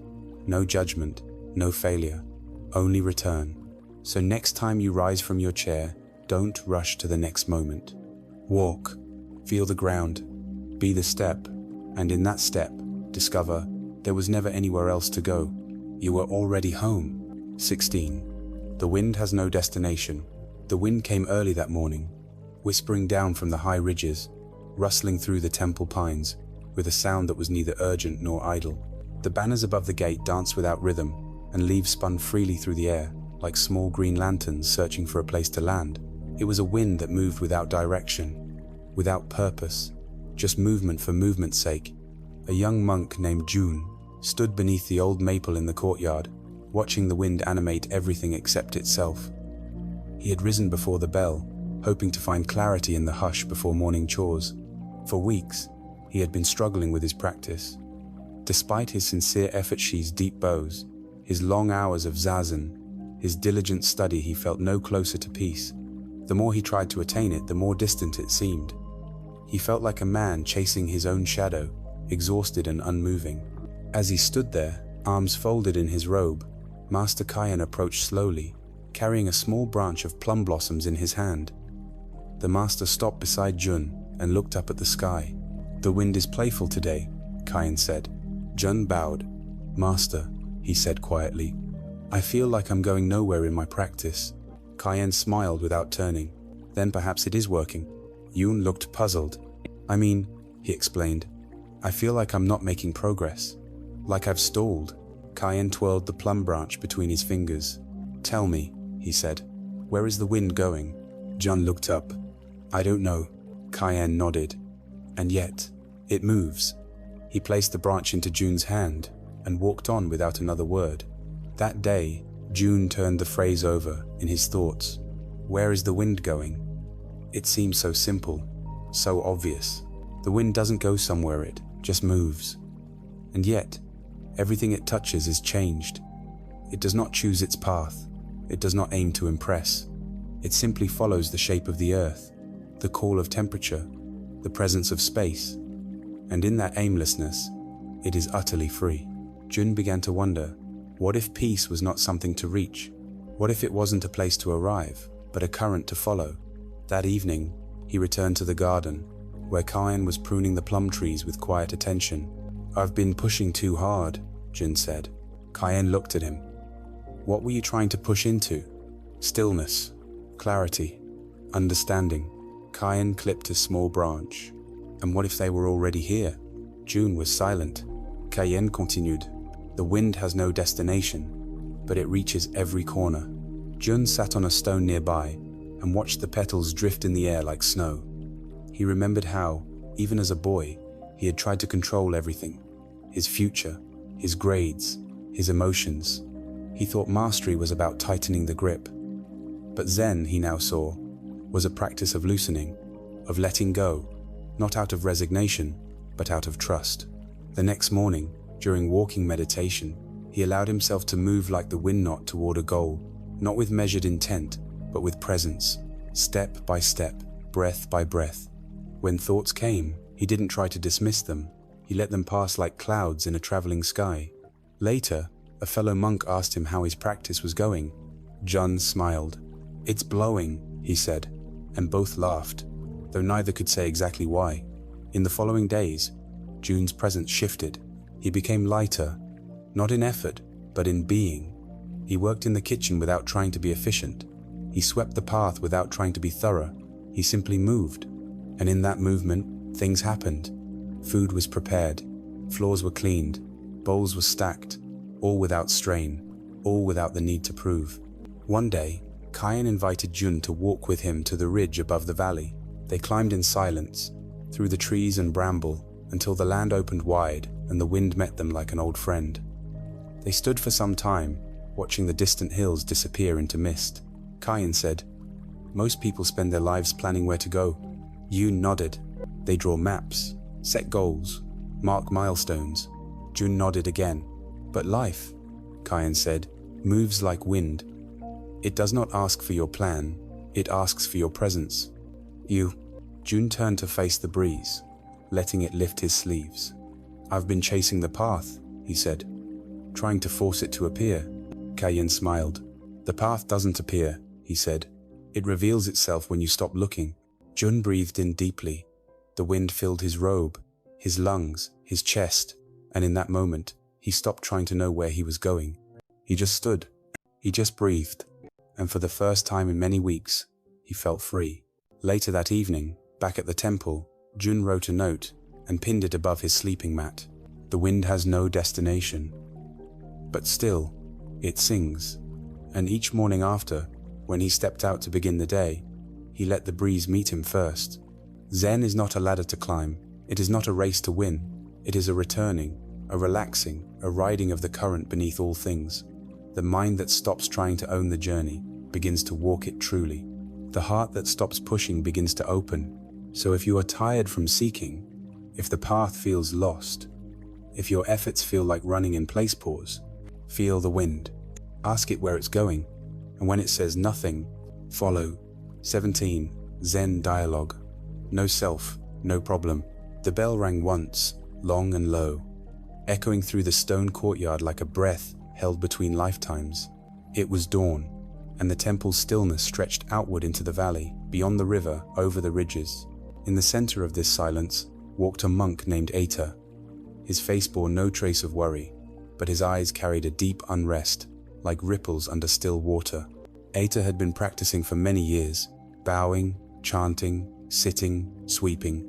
From the outside, his presence was steady, but inside, a quiet anxiety persisted.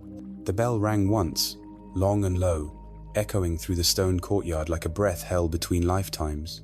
It was dawn, and the temple's stillness stretched outward into the valley, beyond the river, over the ridges. In the center of this silence walked a monk named Aita.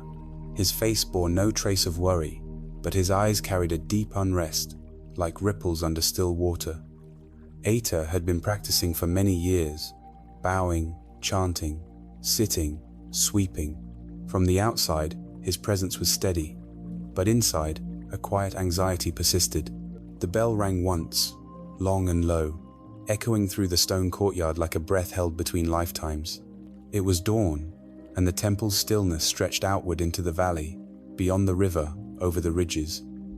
In the center of this silence walked a monk named Aita. His face bore no trace of worry, but his eyes carried a deep unrest, like ripples under still water. Aita had been practicing for many years, bowing, chanting, sitting, sweeping. From the outside, his presence was steady, but inside, a quiet anxiety persisted. The bell rang once, long and low, echoing through the stone courtyard like a breath held between lifetimes. It was dawn, and the temple's stillness stretched outward into the valley, beyond the river, over the ridges. In the center of this silence walked a monk named Aita. His face bore no trace of worry, but his eyes carried a deep unrest, like ripples under still water. Aita had been practicing for many years, bowing, chanting, sitting, sweeping. From the outside, his presence was steady, but inside, a quiet anxiety persisted. The bell rang once, long and low, echoing through the stone courtyard like a breath held between lifetimes. It was dawn, and the temple's stillness stretched outward into the valley, beyond the river, over the ridges. In the center of this silence walked a monk named Aita. His face bore no trace of worry, but his eyes carried a deep unrest, like ripples under still water. Aita had been practicing for many years, bowing, chanting, sitting, sweeping. From the outside, his presence was steady, but inside, a quiet anxiety persisted. The bell rang once, long and low, echoing through the stone courtyard like a breath held between lifetimes. It was dawn, and the temple's stillness stretched outward into the valley, beyond the river, over the ridges. In the center of this silence walked a monk named Aita. His face bore no trace of worry, but his eyes carried a deep unrest, like ripples under still water. Aita had been practicing for many years, bowing, chanting, sitting, sweeping. From the outside, his presence was steady, but inside, a quiet anxiety persisted. The bell rang once, long and low, echoing through the stone courtyard like a breath held between lifetimes. It was dawn, and the temple's stillness stretched outward into the valley, beyond the river, over the ridges. In the center of this silence walked a monk named Ater. His face bore no trace of worry, but his eyes carried a deep unrest, like ripples under still water. Ater had been practicing for many years, bowing, chanting, sitting, sweeping. From the outside, his presence was steady, but inside, a quiet anxiety persisted. The bell rang once, long and low, echoing through the stone courtyard like a breath held between lifetimes. It was dawn, and the temple's stillness stretched outward into the valley, beyond the river, over the ridges. In the center of this silence walked a monk named Ater.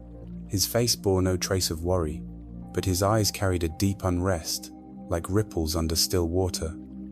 Ater had been practicing for many years, bowing, chanting, sitting, sweeping. From the outside, his presence was steady, but inside, a quiet anxiety persisted. The bell rang once, long and low, echoing through the stone courtyard like a breath held between lifetimes. It was dawn, and the temple's stillness stretched outward into the valley, beyond the river, over the ridges. In the center of this silence walked a monk named Ater.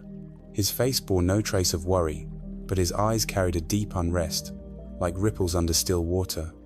Ater had been practicing for many years, bowing, chanting, sitting, sweeping. From the outside, his presence was steady, but inside, a quiet anxiety persisted. The bell rang once, long and low, echoing through the stone courtyard like a breath held between lifetimes. It was dawn, and the temple's stillness stretched outward into the valley, beyond the river, over the ridges. In the center of this silence walked a monk named Ater. His face bore no trace of worry, but his eyes carried a deep unrest, like ripples under still water. Ater had been practicing for many years, bowing, chanting, sitting, sweeping. From the outside, his presence was steady, but inside, a quiet anxiety persisted. The bell rang once, long and low, echoing through the stone courtyard like a breath held between lifetimes. It was dawn, and the temple's stillness stretched outward into the valley, beyond the river, over the ridges. In the center of this silence walked a monk named Ater. His face bore no trace of worry, but his eyes carried a deep unrest, like ripples under still water. Ater had been practicing for many years, bowing, chanting, sitting, sweeping. From the outside, his presence was steady, but inside, a quiet anxiety persisted. The bell rang once, long and low, echoing through the stone courtyard like a breath held between lifetimes. It was dawn, and the temple's stillness stretched outward into the valley, beyond the river, over the ridges. In the center of this silence walked a monk named Ater. His face bore no trace of worry, but his eyes carried a deep unrest, like ripples under still water. Ater had been practicing for many years, bowing, chanting, sitting, sweeping.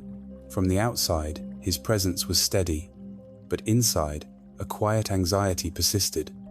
The bell rang once, long and low, echoing through the stone courtyard like a breath held between lifetimes. It was dawn, and the temple's stillness stretched outward into the valley, beyond the river, over the ridges. In the center of this silence walked a monk named Ater.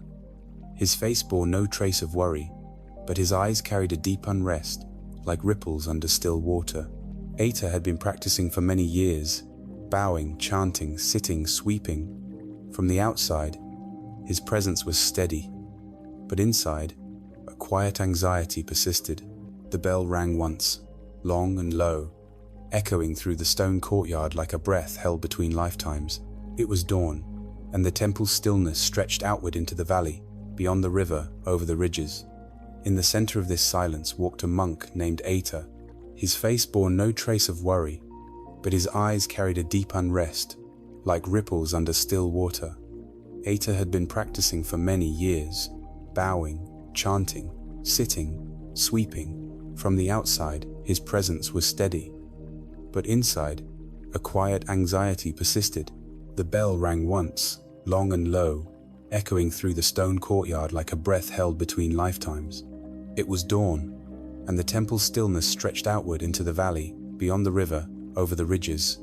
In the center of this silence walked a monk named Ater. His face bore no trace of worry, but his eyes carried a deep unrest, like ripples under still water. Aita had been practicing for many years, bowing, chanting, sitting, sweeping. From the outside, his presence was steady, but inside, a quiet anxiety persisted.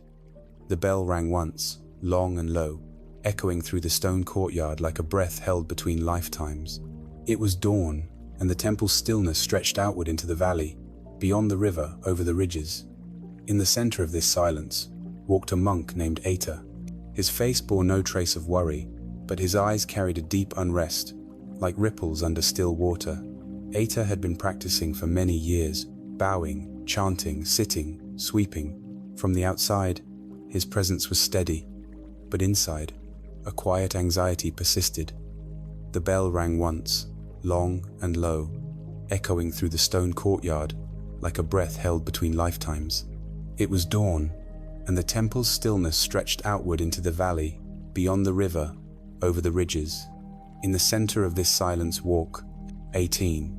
Let go, and the river knows the way. Mist hovered low over the river that wound gently past the temple's eastern gate. The monks called it the Whispering Flow, not for any mystical reason, but because the way it passed through stones made a sound soft as breath, never forceful, always present. A young monk named Toma had begun visiting the river each day at dusk. His practice had reached a kind of plateau. For months, he had sat in meditation with discipline. He had followed the precepts, worked with intention, and served his teachers loyally. But something inside still grasped. He could feel it in the way he evaluated his silence, in how he measured his calm. He was still trying to get somewhere, still holding a concept of awakening like a distant shore.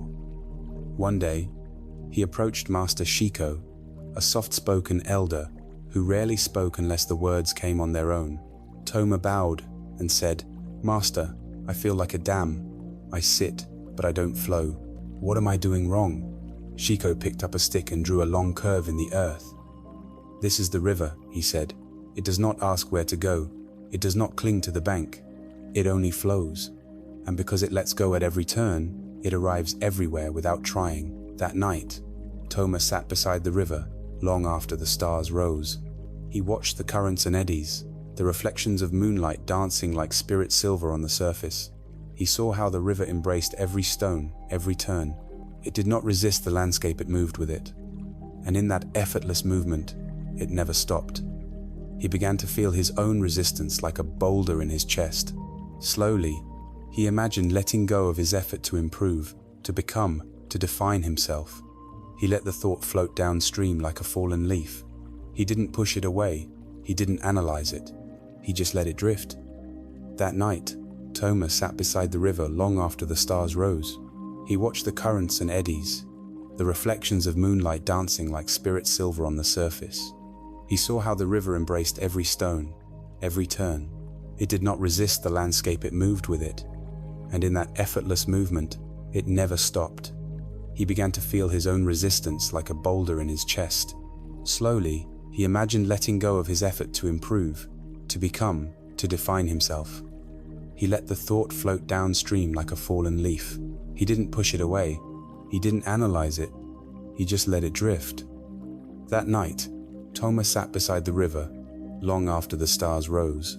He watched the currents and eddies, the reflections of moonlight dancing like spirit silver on the surface. He saw how the river embraced every stone, every turn. It did not resist the landscape, it moved with it. And in that effortless movement, it never stopped. He began to feel his own resistance like a boulder in his chest. Slowly, he imagined letting go of his effort to improve, to become, to define himself. He let the thought float downstream like a fallen leaf. He didn't push it away. He didn't analyze it. He just let it drift. That night, Toma sat beside the river long after the stars rose. He watched the currents and eddies, the reflections of moonlight dancing like spirit silver on the surface. He saw how the river embraced every stone, every turn. It did not resist the landscape, it moved with it. And in that effortless movement, it never stopped. He began to feel his own resistance like a boulder in his chest. Slowly, he imagined letting go of his effort to improve, to become, to define himself. He let the thought float downstream like a fallen leaf. He didn't push it away. He didn't analyze it. He just let it drift. That night, Thomas sat beside the river long after the stars rose. He watched the currents and eddies, the reflections of moonlight dancing like spirit silver on the surface. He saw how the river embraced every stone, every turn. It did not resist the landscape it moved with it, and in that effortless movement, it never stopped. He began to feel his own resistance like a boulder in his chest. Slowly, he imagined letting go of his effort to improve, to become, to define himself. He let the thought float downstream like a fallen leaf. He didn't push it away, he didn't analyze it, he just let it drift. That night, Thomas sat beside the river long after the stars rose. He watched the currents and eddies, the reflections of moonlight dancing like spirit silver on the surface. He saw how the river embraced every stone, every turn. It did not resist the landscape it moved with it, and in that effortless movement, it never stopped. He began to feel his own resistance like a boulder in his chest. Slowly, he imagined letting go of his effort to improve, to become, to define himself. He let the thought float downstream like a fallen leaf. He didn't push it away. He didn't analyze it. He just let it drift. That night, Thomas sat beside the river long after the stars rose. He watched the currents and eddies, the reflections of moonlight dancing like spirit silver on the surface. He saw how the river embraced every stone, every turn. It did not resist the landscape it moved with it, and in that effortless movement, it never stopped. He began to feel his own resistance like a boulder in his chest. Slowly, he imagined letting go of his effort to improve, to become, to define himself. He let the thought float downstream like a fallen leaf. He didn't push it away. He didn't analyze it. He just let it drift. That night, Thomas sat beside the river long after the stars rose. He watched the currents and eddies, the reflections of moonlight dancing like spirit silver on the surface. He saw how the river embraced every stone, every turn. It did not resist the landscape it moved with it, and in that effortless movement, it never stopped. He began to feel his own resistance like a boulder in his chest. Slowly, he imagined letting go of his effort to improve, to become, to define himself. He let the thought float downstream like a fallen leaf. He didn't push it away. He didn't analyze it. He just let it drift. That night, Thomas sat beside the river long after the stars rose. He watched the currents and eddies, the reflections of moonlight dancing like spirit silver on the surface. He saw how the river embraced every stone, every turn. It did not resist the landscape it moved with it, and in that effortless movement, it never stopped. He began to feel his own resistance like a boulder in his chest. Slowly, he imagined letting go of his effort to improve, to become, to define himself. He let the thought float downstream like a fallen leaf. He didn't push it away. He didn't analyze it. He just let it drift. That night, Thomas sat beside the river long after the stars rose. He watched the currents and eddies, the reflections of moonlight dancing like spirit silver on the surface. He saw how the river embraced every stone, every turn. It did not resist the landscape it moved with it, and in that effortless movement, it never stopped. He began to feel his own resistance like a boulder in his chest. Slowly, he imagined letting go of his effort to improve, to become, to define himself. He let the thought float downstream like a fallen leaf. He didn't push it away. He didn't analyze it. He just let it drift. That night, Thomas sat beside the river long after the stars rose. He watched the currents and eddies, the reflections of moonlight dancing like spirit silver on the surface. He saw how the river embraced every stone, every turn. It did not resist the landscape it moved with it, and in that effortless movement, it never stopped. He began to feel his own resistance like a boulder in his chest. Slowly, he imagined letting go of his effort to improve, to become, to define himself. He let the thought float downstream like a fallen leaf. He didn't push it away. He didn't analyze it. He just let it drift. That night, Thomas sat beside the river long after the stars rose. He watched the currents and eddies, the reflections of moonlight dancing like spirit silver on the surface.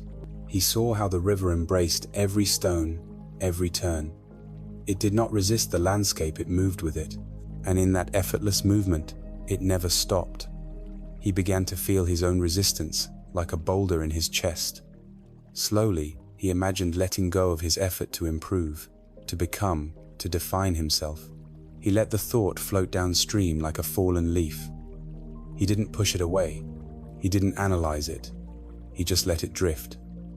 That night, Toma sat beside the river long after the stars rose. He watched the current.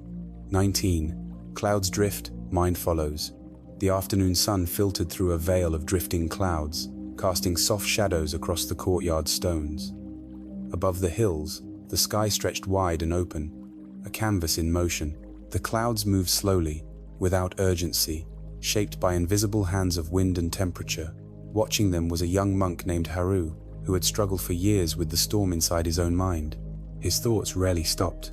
Even in Zazen, as he sat facing the wall, legs folded, back straight, the parade of inner voices never ceased.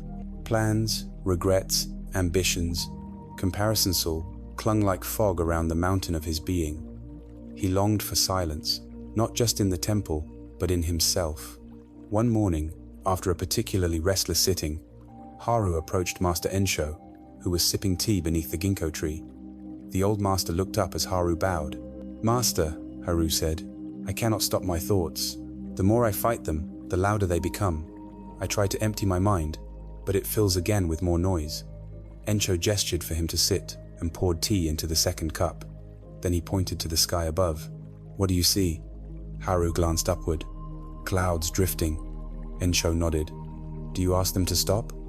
Haru shook his head. "Do they disturb the sky?" "No," Haru said quietly. "Then why do you believe your thoughts disturb your mind?" Haru sat in silence. Ensho continued. "The mind is like the sky, vast, clear, untouched. Thoughts are like clouds. They pass. Some stay longer, some darken and rain, but the sky is never harmed." Haru looked into his tea and saw the reflection of a drifting cloud. "So, I shouldn't try to stop thinking?" he asked. "Trying," Ensho said, "is itself another cloud."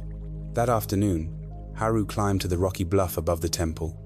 There, he lay on the warm stones and gazed upward. He allowed the thoughts to come. He didn't chase them, didn't push them away, just watched. One thought whispered, "You're wasting time." Another said, "You should be meditating properly." A third echoed from the past, "You'll never find peace." But now, instead of tightening, Haru softened. He breathed.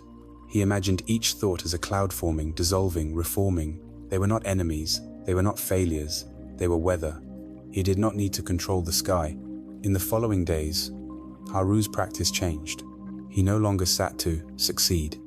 He sat to sit. When thoughts came, he smiled. "Ah, another cloud." When frustration appeared, he said, "Welcome." When boredom visited, he let it drift. He learned to observe without judgment, to allow without resistance. He became the open sky, and everything else weather. One morning, a novice monk asked him, "How do I empty my mind?" Haru pointed upward. "Does the sky look empty to you?" The novice looked. "No, it's full of clouds, and yet it holds them all without effort. That is the mind." Zen is not about destroying thought, it is about ceasing to cling to it. When the mind no longer identifies with the movement inside it, clarity arises. Not the clarity of silence, but the clarity of space. The space that allows all things to come and go. Haru still had days of restlessness. There were still clouds, storms even, but he no longer panicked, no longer reached for control. He let the sky be sky. One night, during a thunderstorm, he sat on the porch and listened to the rain hammer the roof. Lightning lit the trees in ghostly white.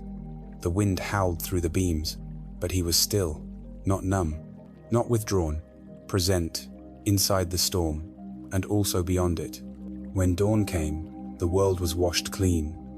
Haru poured a cup of tea and watched a wisp of steam curl into the air, like a final cloud dissolving into sky. He understood then what Ensho had meant.